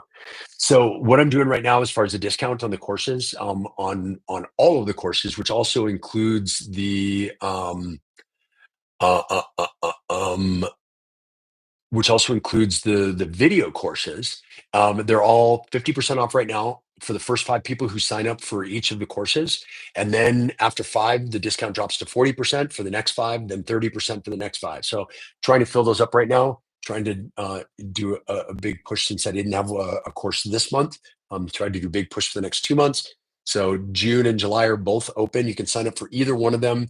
50% off. There's still a few spots at 50% off left. And if you sign up for either of the complete courses for either of the months, so the hardware performance system or the hybrid production system, you sign up for either of those, you get an extra one-on-one. So basically, the courses include about 50 videos each course that are exclusive to the course, that aren't any YouTube videos that I recycled or whatever, that you can watch ongoing as much as you want, rewatch them as many times as you like. Then then it includes also access to the group. It includes for 4 weeks, we do twice a week a group coaching call, which is a Q&A over the section of the course that we were going over. So you have 8 1-hour live group coaching calls where you can ask questions and I show demonstrations and go more into depth into the individual sections. It also includes a one-on-one. Normally, there's a 1-hour one-on-one that's included with the course. If you sign up during this live stream, you get a second 1-hour one-on-one. And if you're watching this after the fact and it's not during the live stream and you sign up, put something in the comments that you signed up after watching this video, and I'm going to randomly select somebody that did that, and they'll also get the extra one-on-one. So, but if any of you sign up during the live stream right now, you definitely get the extra one-on-one. And then you can also submit a live performance video, and I'll give you feedback by email each week. So yeah. Oh, and that's, as Tough just put here, if you can't be there for the live calls for the 8 group sessions, those are all recorded, and I'll send you the link to the recording. So if you're in a different time zone, or if it doesn't work out with work or your life or family or whatever, I'll send you the link, and then you can always go back and rewatch those. And if you have questions that you want asked and you can't make the video, you can just email me the question, and I'll ask it and answer it during the call, so that way everybody gets the benefit of the question and the answer as well. So yeah, so definitely check those out. And like I said, 50% off for the first 5 people to sign up in each of the courses, and then it drops to 40%, and then 30%, and then 20% until they're all gone. So let's get a bunch of people on there. Let's see here. New Oxy has 8 sequencers, 8 CV, and 8 gates. Might almost be a bit little. Yeah. So definitely, if you're going to take advantage of all of the lanes and all of the outputs, specifically for modulation, you're going to want some MIDI to CV conversion. There's one that's called the Mutant Brain that's pretty cool. I saw some people talking about that there was one that people were showing at Superbooth, and I haven't been able to find it, but I will definitely look it up. That they said is MIDI TRS MIDI in to 16 outputs that can be either CV or gate. So that one sounds really interesting, just because it's a lot of outputs. There's also the endorphin shuttle control, which is one of the best ones out there, because that has a ton of connectivity. You can connect your laptop to it via USB and all kinds of stuff. So it's a really good one as well. So but there's a bunch out there, but I would say the Mutant Brain is one of the most commonly used, and the shuttle control, and then we'll see what this new one is that's out there. But yeah, you'll definitely want something like that to take advantage of all the extras if you're using exclusively modular with the Oxy one, because it does still only have 8 CV and 8 gate outputs, even though it has so many more MIDI outputs now. So yes, let's see. Like to do the hybrid one, but have to buy a new computer. No, you don't need a new computer.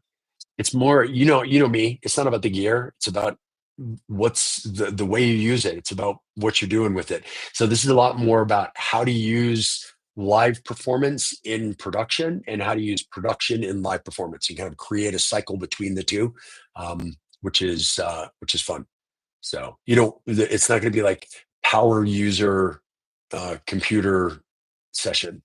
It's more about how to use the things together rather than how strong your computer is. So anyway, big push on the courses. That Scorpion is expensive. Yeah, exactly. Actually, no, big push on the courses because life is expensive. So I actually have to pay the bills, and the trip to Superbooth was expensive, which I have to pay for as well. So, and like I mentioned at the beginning of this, I don't do sponsored videos. So this is kind of the way I sponsor this stuff, is by hopefully teaching you guys some things that are interesting and new, because I don't, if I talk about gear on here, I want it to be my own impression and not because somebody paid me a sponsored video to do it. So that's why I don't do sponsored videos. So yeah, the best thing is for me to keep those things separately. So you can pay me for the courses, and the impressions about the gear are free, because I want them to be my own. Now, not to say that people don't give me stuff sometimes. I'll totally be transparent about that. I do get given gear sometimes, but oftentimes, more often than not, people will offer gear and I'll pass because it's not gear that I'm interested in. The only time that you'll ever see gear on this channel or hear me, talk nicely about gear on this channel is because I like it and because I use it.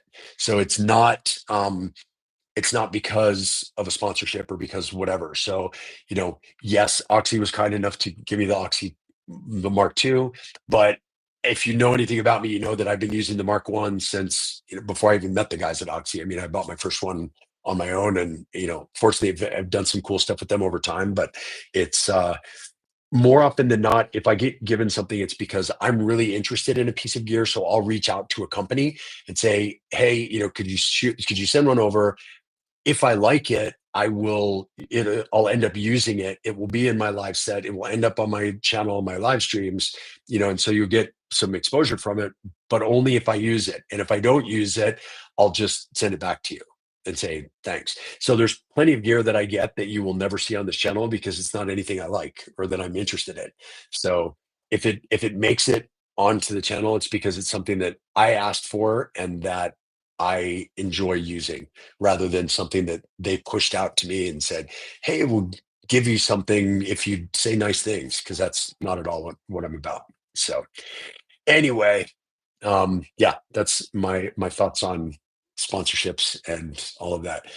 Um, it was funny. I don't know if you guys saw the video that Bo Beats did about the sponsorship or the big synth influencing YouTubers at Superbooth. It was actually hilarious. It was he showed the tent. So they for any of us that have YouTube channels, they have a special tent that only we get to use. It's a place where we can keep our gear. There's an Ethernet cable so people can upload camera footage if they need to upload it to an editor or whatever.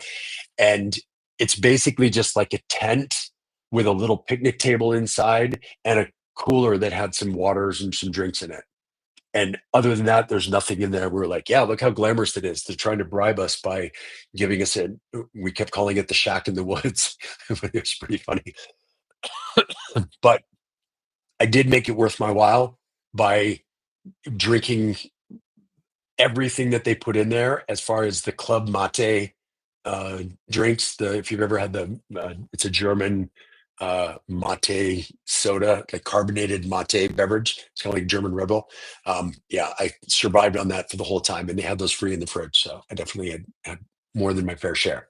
So yeah, let's see. What do we have here? Toby includes party time with Circle at Superbooth. Yeah, exactly.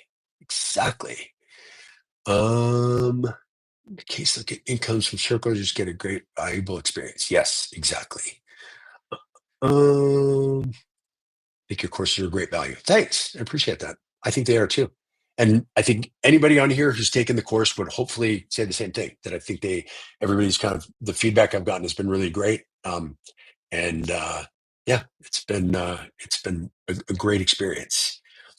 Um, First of all, we even all have bills, even if I'm an American guy. Yeah, especially it's way more expensive to live over here than it is over there.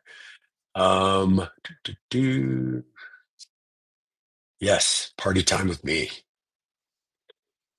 I need a club mate. I wish I had one here, but I'm out. I have a fridge over there in my studio, and it's sadly empty right now. So I need to restock it with club mate soon. So buy a course, and I'll use that money to fill my fridge with club mate here in my studio. Help me through my live streams. Um, yeah, but anyway, the courses have become the sponsorships. I also have a Patreon if you're interested in that, but I'm not. It's not kind of your typical Patreon where I'm like special behind the scenes content, extra videos, and whatever. Really, there's a chat, and then there's two different levels. One is for $40 a month, we do a call every Saturday. That's a 1 hour Zoom call where we just chat like this. We just chat gear, and it's back and forth on Zoom, and there's four of those a month for the $40 level. And then if you do the $100 level, you get all those same four calls, and then you also get a one-on-one every month. So if you're interested in any of that stuff, check out the Patreon. But I would definitely recommend the courses more than anything. It's definitely the best value out there, because you end up with basically 9 hours of live coaching plus 50 exclusive videos plus the group plus individual feedback via email. So yeah, there's a lot of value to the courses as well. Let's see. Did you see the modular setup that could record its patches or something like that? Yeah, it was called the Warthog, and yeah, it didn't do it for me. I mean, interesting idea. There was a lot of stuff that I was kind of not super thrilled by it. Like nothing bad, like nothing that I was like, oh, that's stupid or whatever. But things that got a lot of hype that I was like, yeah, it was fine. Like whatever, like not for me or whatever. Um, I The one that I'm still on the fence about is the Eric Ascent's Hex Drum. um, I played it the first day. I was kind of underwhelmed. Went back and played it again. I liked it more, but still, it still felt a bit awkward to use. And the sounds were kind of meh. But then I realized that after the fact that I wasn't using the master drive, which would have made everything sound better. And I will say it's beautiful. It's uh, one of the coolest looking drum machines I've seen in a while. It's like this cool combo of 909 with modern stuff with modular in black. So yeah, it was very cool. But yeah, it was good. I think it's going to be a good price. I mean, for as much as it has, if you were to take all those hex inverter modules that they incorporated in there, it would be thousands of dollars. And I think they're selling the full drum machine with sequencer for like 1,100 euros. So it's not crazy expensive compared to everything that you get. So it was pretty cool. Um, but yeah, it was. I definitely would like to try it more, um, and really kind of sit down with it and see what I could do with the sound. But yeah, it was good. It's beautiful, like I said, and it seemed very playable. So, mm, mm, mm. The Oniroy, the Faco, I did not try that at all. That was one that came out a while ago, so I wasn't super excited to jump on it. But yeah, tried the Hex Drum. It was cool. Yeah, the people that were stepping up behind the table that were doing demos was really good.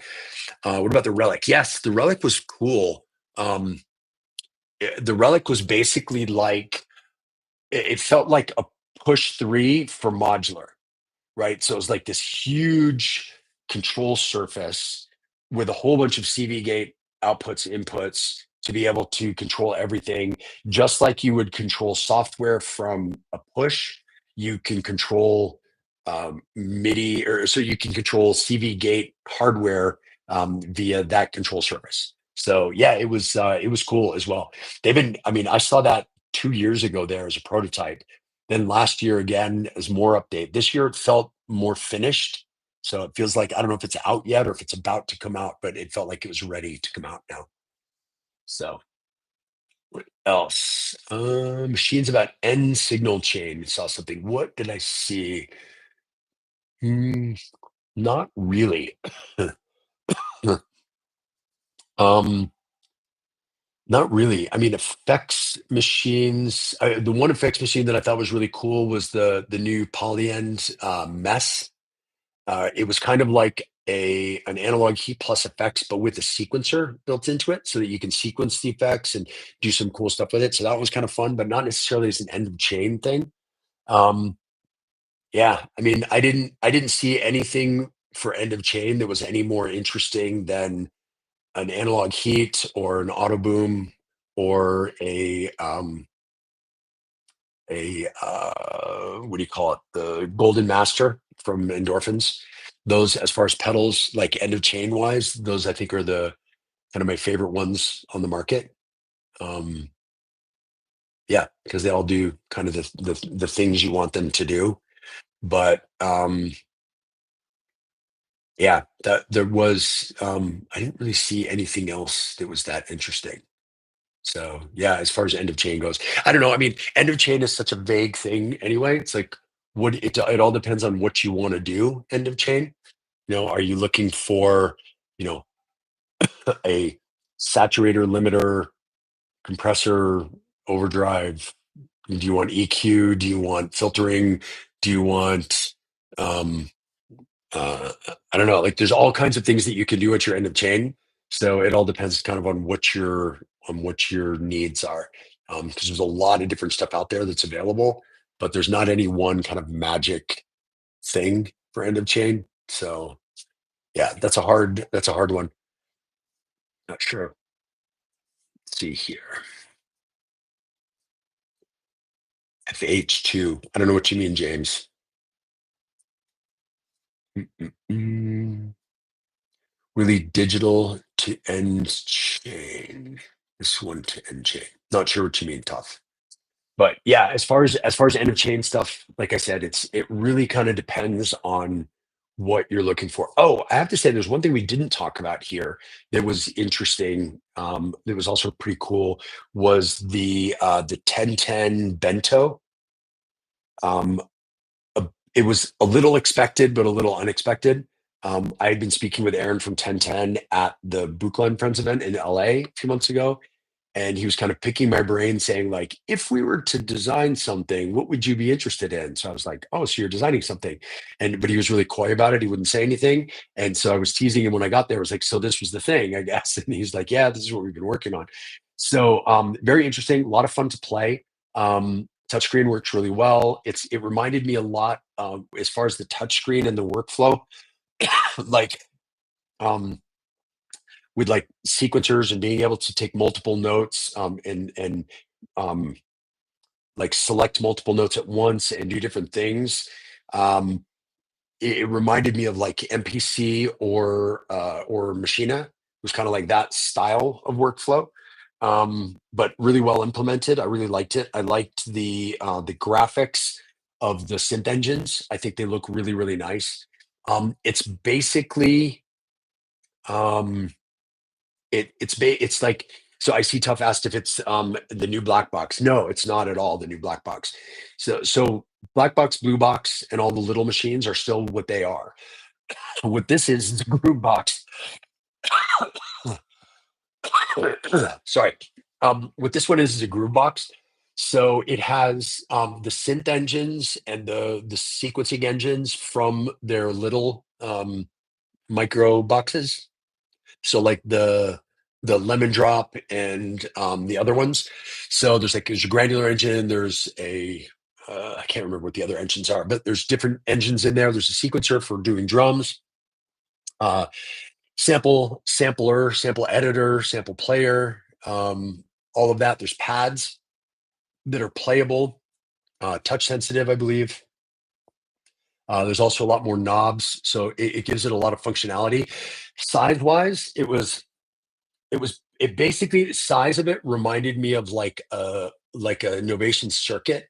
It was about that size, but it's mostly screen, and then under the screen there's 16 pads and 8 knobs.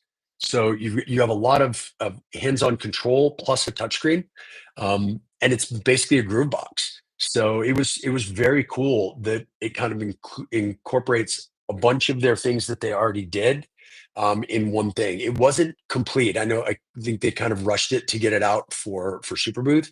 So they still have some software stuff that they're working on. So there was a few things that were a little awkward. One of the things I asked them about was there's no way to do any sort of master effects on it right now. All the effects, and filters and all that stuff are by channel, and you can't like create a macro to be able to do master effects. What they did say was that they're going to have a new like audio track that you'll be able to add effects to and run the whole mix through the audio track kind of virtually on the screen. So it feels like they're going to be able to do that, but they weren't quite able to do that yet. So but it was fun. It sounded great. um it felt like it's kind of, you know, competition wise, I would say it's somewhere between like an Ableton Move and an MPC, and a circuit. Like it's in that world. I know those are all kind of really weird examples to give, but it's somewhere in there. Um, yeah, it felt very cool. I would love to try one, kind of more in depth, especially once they get the software completely worked out. But yeah, it was good. Like their stuff always sounds good. Their workflow is always deceptively simple. Like you look at it and you're like, oh, this is super basic, so it's not going to do much, but it really does a lot. But it's just they do a really good job of implementing seemingly basic workflows into their stuff. So yeah, it was very interesting and it was fun to play with and it was fun to see. Um, but it's definitely not a new black box or a new, whatever. It's an additional thing that's gonna broaden them out to a different market. I mean, the all their stuff they have right now is pretty specific to people that are performing live. So it's small, it's easily portable and really functional. With this, it's gonna really be good for people that are looking for an all-in-one groove box, something to travel with. It's battery powered. So being able to chuck it in your bag and use it on the train or, in a taxi or in a hotel or on a plane or whatever. Um, so yeah, it seemed like a really interesting box. Speaking of the Ableton Move, which I have right over there, I'm a huge fan of the Ableton Move, by the way. Um, my biggest complaint about the Ableton Move when it came out was, um, if you wanted to connect it via clock to any other devices, it only had clock out. So the only way I could connect it into a live set is if I wanted it to be the master. And with something that new software wise, I just didn't trust my whole setup to having that be the master clock. But in their firmware that they just released a couple days ago, now you can clock it from other things. So now it becomes a usable element that you can incorporate into a live setup if you want. And it's really inexpensive and it sounds fantastic. Like really fantastic. I was blown away at how good the Ableton Move sounds. Like it sounds as good as the Push 3. Like the quality of the audio is really, really good. So at like, I think it's like 450 bucks. So at that price, I don't see anything out there that even comes close to competing with it. And they also, in this firmware update, they added new sample editing. So you can slice samples and then you can move slice points. So it allows you to really kind of dial in where you want. It's not just slicing on a grid. So if your things aren't really lining up, you can actually move it. So yeah, it's a pretty sweet device. I'm actually a huge fan. So let's see. Cool thing about Superbooth is talking to all the enthusiastic people and not so much the gear. I'm totally with you. I believe you 100%, and I'm with you 100%. Yeah, that's why I love it. Gear's gear. Like if you want gear, go to NAM and suffer through the torture that is the NAM event. If you want to actually talk to human beings and have connections and enjoy yourself out in the woods with music and in gear for a few days, then yeah, Superbooth is totally the way to go. Um, mm, mm. What are you using the Ableton Move for? Can't imagine using it live. It's great for sketching ideas. So yeah, I mean, what it's really for, and this is why I love it because it really is really good for this, is for starting track ideas. If you're going to make something in the box, or even in hardware, I love to be able to come up with ideas, loops, patterns, things that I like, and then turn those into loops that I can then load into samplers and play in my live performances, which is a lot of fun. Or use it as a way to start tracks, because you start it in the Move and then it ports automatically to Ableton. And as soon as you open, it opens with the full blown version of every one of the devices that you used instead of the limited version in the Move. It opens with the full version already with the settings the way you had them in the Move. So then you can expand on that idea and make it even better. So yeah, it's very cool. Now in a live set, um, because it's small, it's lightweight. It would be very cool to have it as synth voice, as something that you could play live because there's different types of keyboards you can set up on it, like isomorphic keyboards. You can set it in key so that you could play things. So if you wanted to, if you have basically like a keyboard that you could play live, it would be an interesting way to do that.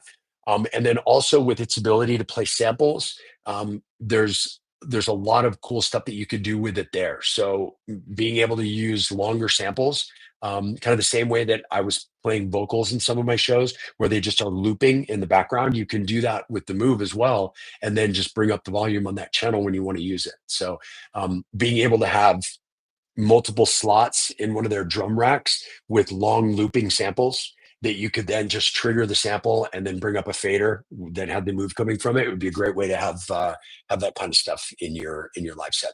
The one thing I'm waiting for, and we'll see, I'm not 100% sure it'll ever happen with the Move, just because of software and hardware processing limitations, is to have some sort of a warp function from Ableton to be able to time stretch samples. But I don't know if that's just going to be too processor heavy. That would be a cool dream upgrade. That would be awesome if they could ever do it.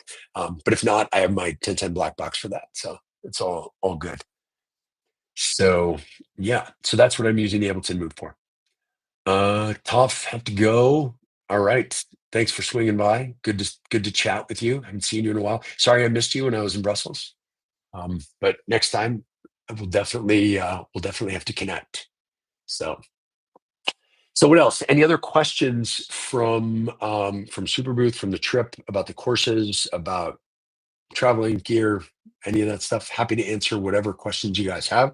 Pop them in the chat. Um, Again, one last little plug: if you're interested in the courses, 50% off right now for the first 5 people who sign up for any of the courses. Then it drops to 40, then 30, then 20. So sign up early and get the biggest discount. It's the biggest discount I've ever offered. I offered the same discount once before, but I've never had a bigger discount than this. And I do this for Superbooth, and it's really because of, like what you saw in the thumbnail for the video.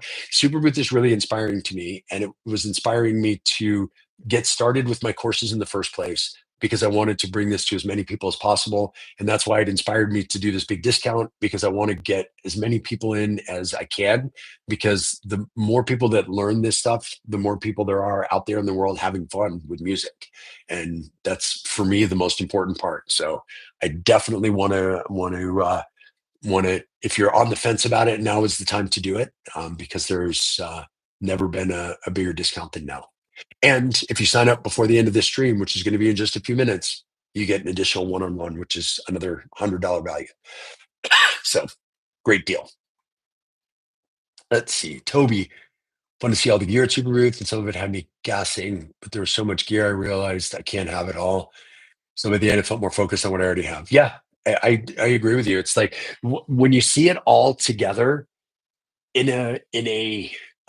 which is funny, when I say in a non-marketing context, which seems maybe ironic because the whole point of this is like sales pitch, sales pitch, sales pitch, but you're not looking at an ad or watching something curated. So you're actually playing with the gear. So it gives you the chance to say, okay, is this something I would use? Is this fun? Is this inspiring? Does this do anything better than any of the gear that I already have? Does it fill a hole in my setup that I don't have? Or is it just something that kind of looks cool? And for most of the gear out there, I was like, yeah, this just kind of looks cool. And it was fun to play with. So being able to kind of eliminate the need for some stuff is really good. Um, and then also it really helps kind of clarify what are the things that you really do want to focus on.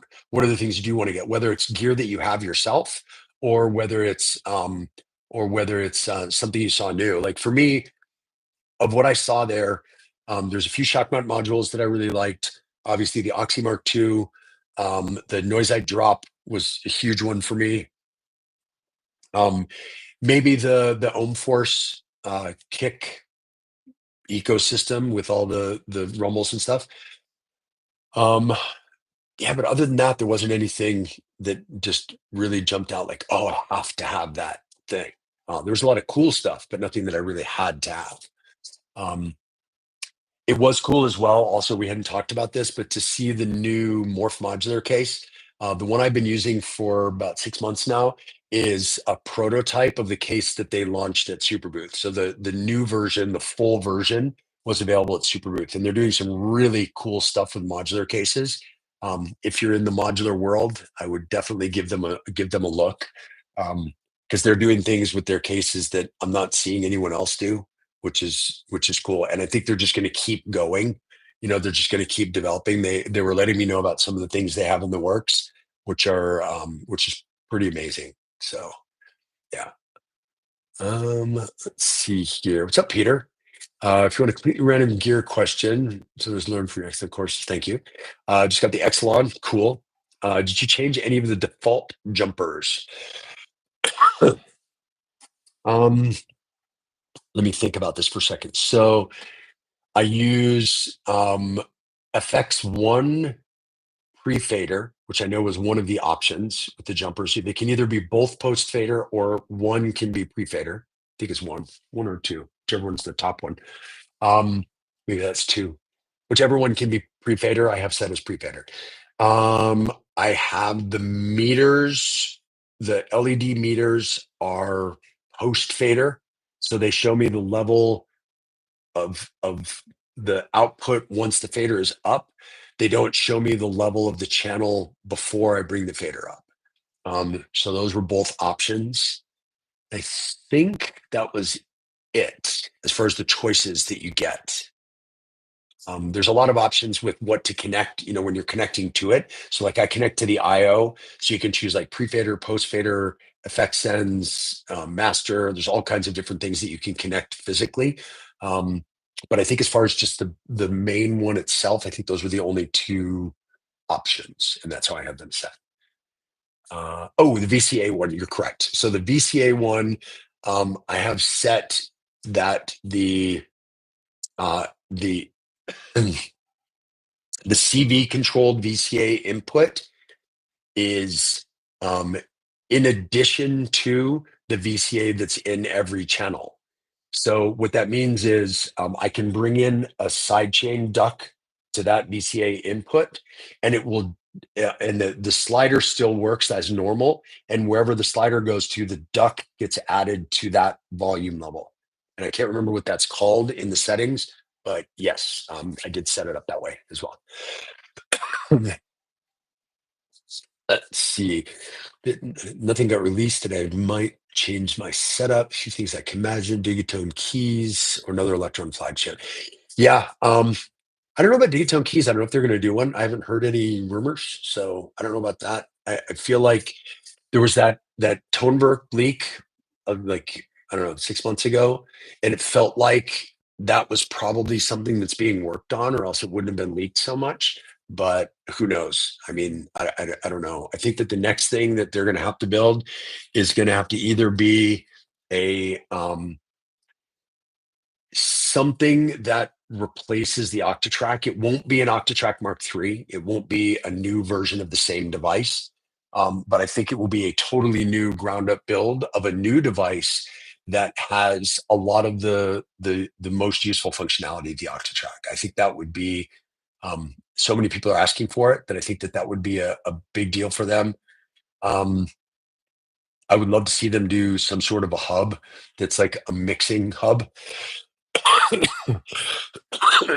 I was talking to somebody once about the idea, since they all have imagine if you could build a mixer, like if Electron was to make a mixer that you could have audio input, so you could use all sorts of other gear, but if you used USB from Electron devices, you could basically multi-track just like Overbridge. So basically a standalone Overbridge box that could act as a mixer slash processor slash recorder slash whatever. That would be pretty sweet. um, but I think that those would be things that I think would fit with what Electron does, but that they're not, that they haven't already done. um, but who knows? I mean, when they came out with the Syntact, I did not see that coming at all. And it wasn't something that I would have ever thought, oh, this is what I need. And then when it came out, I was like, man, this is amazing. Like it's like a data tech, but with a synth workflow. So I was very excited about it. So who knows what they're going to come out with next? But yeah, they definitely will be. They'll have something soon. Let's see here. You know what I would really love to see from Electron? I would love to see a an analog rhythm Mark III with all the functionality of the Mark II and whatever they wanted to add, but in the form factor of the Mark I. That would be amazing. That smaller, like octatrack size box, but with all the functionality of the Mark II. That would be that would be one I would blow a bunch of money on for sure. Let's see here. Ohm-Force kick modules take up so much space combined, but they're nice indeed. Yeah, they do take up a lot of space. I don't know that I would necessarily use the sidechain one because I have other ways to do sidechain. And I don't think that I would use their kick module as a kick because I'm a huge fan of the battering ram. And I still think the battering ram sounds as good or better than the Ohm-Force kick. But when I was playing around with it, I was asking Simon, the guy that was showing me the Ohm-Force, and there's ways to make it sound like toms and not like a kick. And so to have it as a highly sculptable tom module with that attached rumble delay thing to be able to do really interesting, funky, groovy, evolving tom patterns, I think would be awesome. That would be super cool. And I would totally use that. Um, but as kick, I mean, if you don't have a battering ram, I would say get the Ohm-Force, like because for me, it was as good. But I still think I like the simplicity and the size and the sound quality of the battering ram more than the Ohm-Force. But yeah, it was really clever, and they said that the wavetables, you can have custom wavetables for it. So he was funny when I went up there to the booth. He's like, "I know you're a battering ram guy, and if you want, I can make you battering ram wavetables.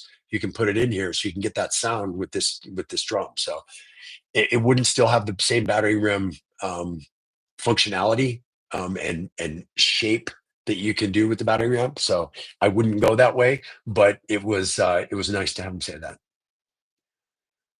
Let's see here. Mm, yeah, Unforce were cool. See the IntelliGel stuff. I didn't really go to their booth at all. Um, I don't know. I've just never been a super. I've got a bunch of like functional utilities from IntelliGel, like their VCAs and stuff like that. But I've never been. I've never because I didn't have like their ecosystem and their case and their modules that interface with the case and stuff like that. So yeah, I didn't actually, and there was a lot of people there, so I just didn't want to fight for space. After many bad purchases, to me, user experience trumps almost everything else. 100%. If it's not fun to play, it's a waste of time. And Roland gear in general for me is that if you've seen these streams before, you've heard me talk about this. Roland has a workflow that I do not get along with at all, and they sound amazing. Their synths, their synth voices, their drum machines, everything sounds really good. But I struggle so much with the workflow that I just can't use it. It's not the quality of the sound isn't worth the brain damage of that workflow. So I just can't do it. But yeah, I'm with you. Like user experience is way more important. The digi bridge tact, exactly, exactly. The Yeah, DigiBridge. That's actually not a bad name. You should send that to them. Make a DigiBridge. Um, Toby, in the end, did you make it to Hunger to Create on Thursday? Heimbach was incredible. Actually, didn't. I was tired, and one of the guys in my group, one of my friends, was trying to go, couldn't get a ticket. They didn't have any tickets at the door, and had never been to Berghain and wanted to see it. And since I had been to Berghain before, I was like, you know what? You should go take my ticket. And so I ended up passing on that just so that my friend could go because wanted to make sure that he could see that place, experiencing electronic music in the the St. Peter's Basilica of techno is pretty awesome, life-changing experience. So everybody should experience that once in their life. Hey, what's up, the breathalyzer? What's going on? Good to see you too. Love my new battery RAM. Sockmark guys are world class. Yeah, they're the best. They're such nice guys and so friendly, and they're so good at what they do. I was talking with Bryce, who works with them. He does their marketing, but he's a mix and mastering engineer, and he was telling me about the process of creating their modules. And for me, there's always this kind of magic with shock mount modules, like the battery RAM and the Archer's rig in particular, that they're. I've said this before. They're just full of sweet spots. Like everything sounds exactly like it should, no matter where you have the settings. And he was telling me about their workflow. Like they'll do prototype modules.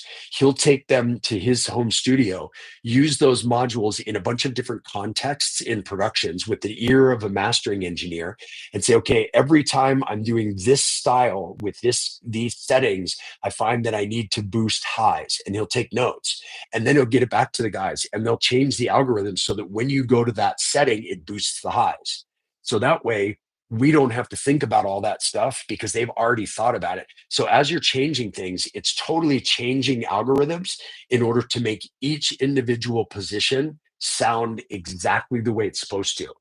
And so it's no accident that they always sound good no matter where you are. And I don't know anybody who's doing that. And these guys are doing it with like every module that they put out. So it says a lot for the quality. Francois is obsessed with the quality of his modules, and I think they're amazing. Yeah, they're amazing. Let's see what else. Agree on Roland. It always feels like Japanese over engineering. Couldn't get a grip on my system eight. Yeah, the thing with Roland is they make these really deep instruments and they put a tiny little screen with a ton of deep menus on it. So you have to go like menu, menu, menu, menu with change a parameter with the one knob that they give you. Then you have to back out of the menus and go down another menu path, change another parameter with one knob. So like if you're comparing it to like the Electron workflow, where you have a screen with 8 parameters and there's 8 knobs next to it, and knob one is parameter one, knob two is parameter two. Like it's totally logical, and the Roland one is just so dysfunctional that as my friend likes to say, it's a hostile workflow. Like you feel like it's working against you the whole time because it's just not designed from a user perspective. Like what I was saying earlier, it's not designed from a user perspective, it's designed from an engineer's perspective, right? The last Roland machines that were any good was like the SH101 because there's no screen, there's no menus, everything's on the face of it. Amazing. All the old Roland synths, they all sounded good and had really good user interfaces because there was no screens. But then you try to use something like an MC707 is like a freaking nightmare to use because it's really deep and they have this tiny little screen. Yeah. Anyway, let's see here. One role I like is the S1. You can go deeper if you want, but you can also do great sounds by using controls and surface. Yeah, I've heard that of the S1 actually. I soldered the battery RAM at Chuckman's DIY workshop, and now I'm looking to build a drum case. Yeah, the battery RAM it was the first drum module I ever put in my case. I was using samples before that, and it was just so good. And now I have the Archer's rig, and I want to get the Lancer's lash, and like all of their drum modules sound really, really, really good. Let's see. All the Shockback guys invited us to hang out in Belgium. Yep, they're amazing. An older Boss multi effect. It's kind of like that, but works for that device. Yeah. I want to send Shockmot some Swiss chocolate because they saved my ass at the DIY workshop. I haven't been able to get their address yet. I wish I had it. I could give it to you, but I had an old MC505 and it was a nightmare to use. Notice how I said had. Yeah, I had an MC707. I had a MC101. Yeah, both gone. Had a TR8S gone. Like not worth the brain damage. That was my thing. Um, Roland JDXI is amazing, but understand underrated little synth for the price. But yeah, I have to hook it up to an iPad to change the settings. Yeah, that's like you make that's kind of the Roland's MO. They make things that sound amazing that you always have to connect to something else or do something, jump through some hoops to actually make it work. And but they sound so good that they keep selling them, but just the workflow on them is just so dysfunctional. I wish they would come up with something that had their sound quality, but with a UI that was designed by somebody who knows how to design UIs. Like for example, the Tomas from Noisite, I have the Warp, incredibly deep module, like crazy deep with shaping formants to create custom wave tables to do all kinds of stuff, and the workflow totally makes sense. Like you can just go in and do what you need to do. You have multiple knobs. It kind of like works like an etch a sketch. You can move things around. Like it's super super easy to use, even though it's crazy deep, and it's because it was designed by a user and not designed by some engineer in a lab somewhere. So, Boss VF1, in fact, it's half rack. Not too bad. Yeah. Roland R7. Have never used it. Still have software effects that are so good on desktop and iPad now. Yeah.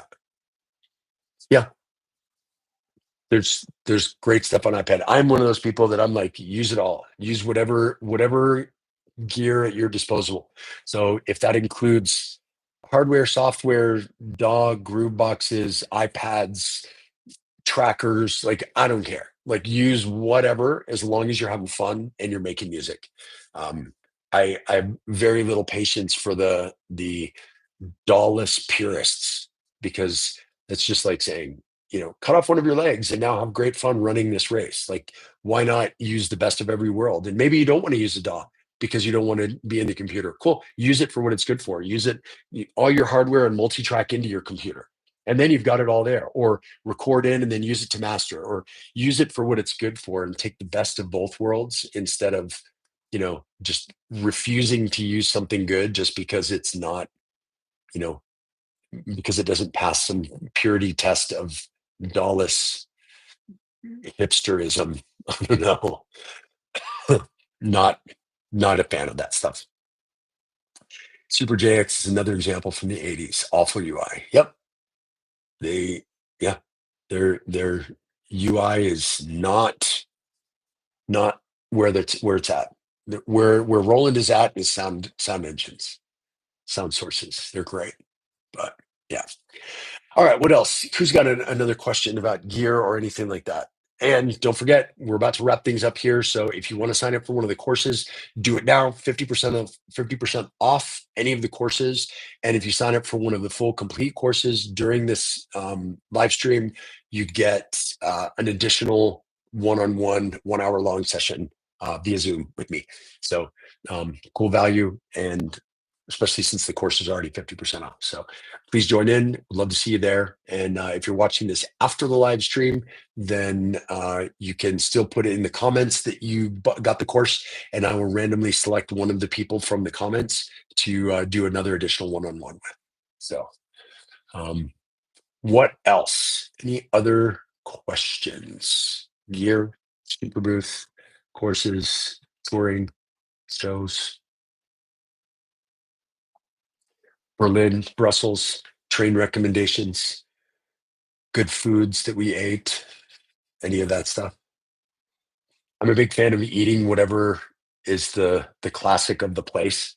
So, of course, in Brussels, I had plenty of Belgian beer, which is my favorite, and had some really outstanding mule frites, which were I was waiting for when I got there. And the first night that I was in Germany, after I did my show and then went back to the train station to do the second overnight train, I hadn't eaten in a while. I was starving. And there was one, sorry, one place opened in the train station, and it was cool because it was like classic German place, like German fast food. So I got my currywurst and chips. It was awesome. Uh, uh, Currywurst. Yes, I did. I did have a currywurst in the train station. Is there a big techno scene in Brussels? There is. Brussels has a big music scene in general. So there's a lot of house, there's a lot of techno, there's a lot of hardstyle, there's a lot of, you know, all sorts. But the techno scene is good. There's a couple clubs. C12 and Fuse are both really good. Really good clubs. The guys at Gimmick, where we did our live stream, they're pretty much focusing on techno, some house. But on techno as well, from all different corners in the techno world, from experimental to all different kinds of stuff. They've had some great artists play, like Polygonia and Tommy 47 and a bunch of others have played the Gimmick live stream as well. So, but yeah, it was good. How much schnitzel and bratwurst? I actually didn't have any bratwurst, but schnitzel. The last day that I was there, I was with Maydon at her studio with Oscar as well. We were all hanging out in her studio. We all went out to dinner and went to this place that right now it's white asparagus season in Germany, and so we went to this place that had homemade schnitzel with white asparagus and these amazing potatoes with hollandaise sauce. It was amazing. Super good. Can I tell you something else that's really great in Germany? I mean, it's more so in Europe than it is in the US, but Germany even more so than anywhere I saw in Europe is if you like beer but you're not but you don't want to drink alcohol, the selection of really high quality alcohol-free beers in Germany is mind-blowing. It was like the alcohol free like Hefeweizens were amazing, like really delicious. So yeah, I would definitely recommend that. Doner kebab versus currywurst. Kebab every day, or I should say Döner. But yeah, Döner every day of the week. It's my absolute favorite thing. It was the thing I had my first night in when I got back to Berlin. My favorite Döner place is right outside of Tresor. It's like a block down towards Kit Kat. It's amazing. It's open all night long. So whenever you come out of the club, you get it there. Super fresh, flavors amazing. They have club mate. Yeah, the best, the best. Their bread is so good at that one. Like that's what makes it or breaks it. Döner versus Belgian fries. I mean, different. I would rather the Belgian fries than the German fries that come with the Döner, but there's no. I think there's still no comparison between the Döner and the fries. I think it would still go with the Döner, although the fry sauce in Belgium is the best. Their mayonnaise is great too, if you like fries with mayo, which I love. My grandma would be jealous of the white asparagus. Yeah, it was so good. And this white asparagus was huge too. I've never seen asparagus so big, but yeah, it was amazing. Don't understand why kebab isn't huge in the US. Take one of the burger places in every suburb in Sweden. Oh, I agree. I don't understand either. There's one near us, which is called Spitz, Spitz, and it's a small chain. I think they're originally from California, maybe. And they do Döner-ish, but they don't do it with the right kind of bread. They do it more with the wrap style that you can get at a lot of the places. That's with more of like a lavash style bread. So it's not quite as good because the bread is my favorite part of it. But yeah, I'm with you. I wish that was everywhere. And like my day job is I work in the restaurant industry and I help people with new concepts. And that's something that I tell people all the time. Like this would go nuts because I don't know. I just think we don't have we don't have the I mean, Döner's really Turkish, and we don't really have the Turkish. We don't have as many Turkish immigrants in the U.S. Except for a few key cities where you will find it. But just to get broadly across, it just feels like there's not enough people that know it well enough to do the restaurant. I think everybody would love it if they had it, but you have to have people that know it to actually make it in the first place, because they would have to make their own bread and make their own trompo. I can't remember what to call it in English. But the big thing where you shave the meat off of.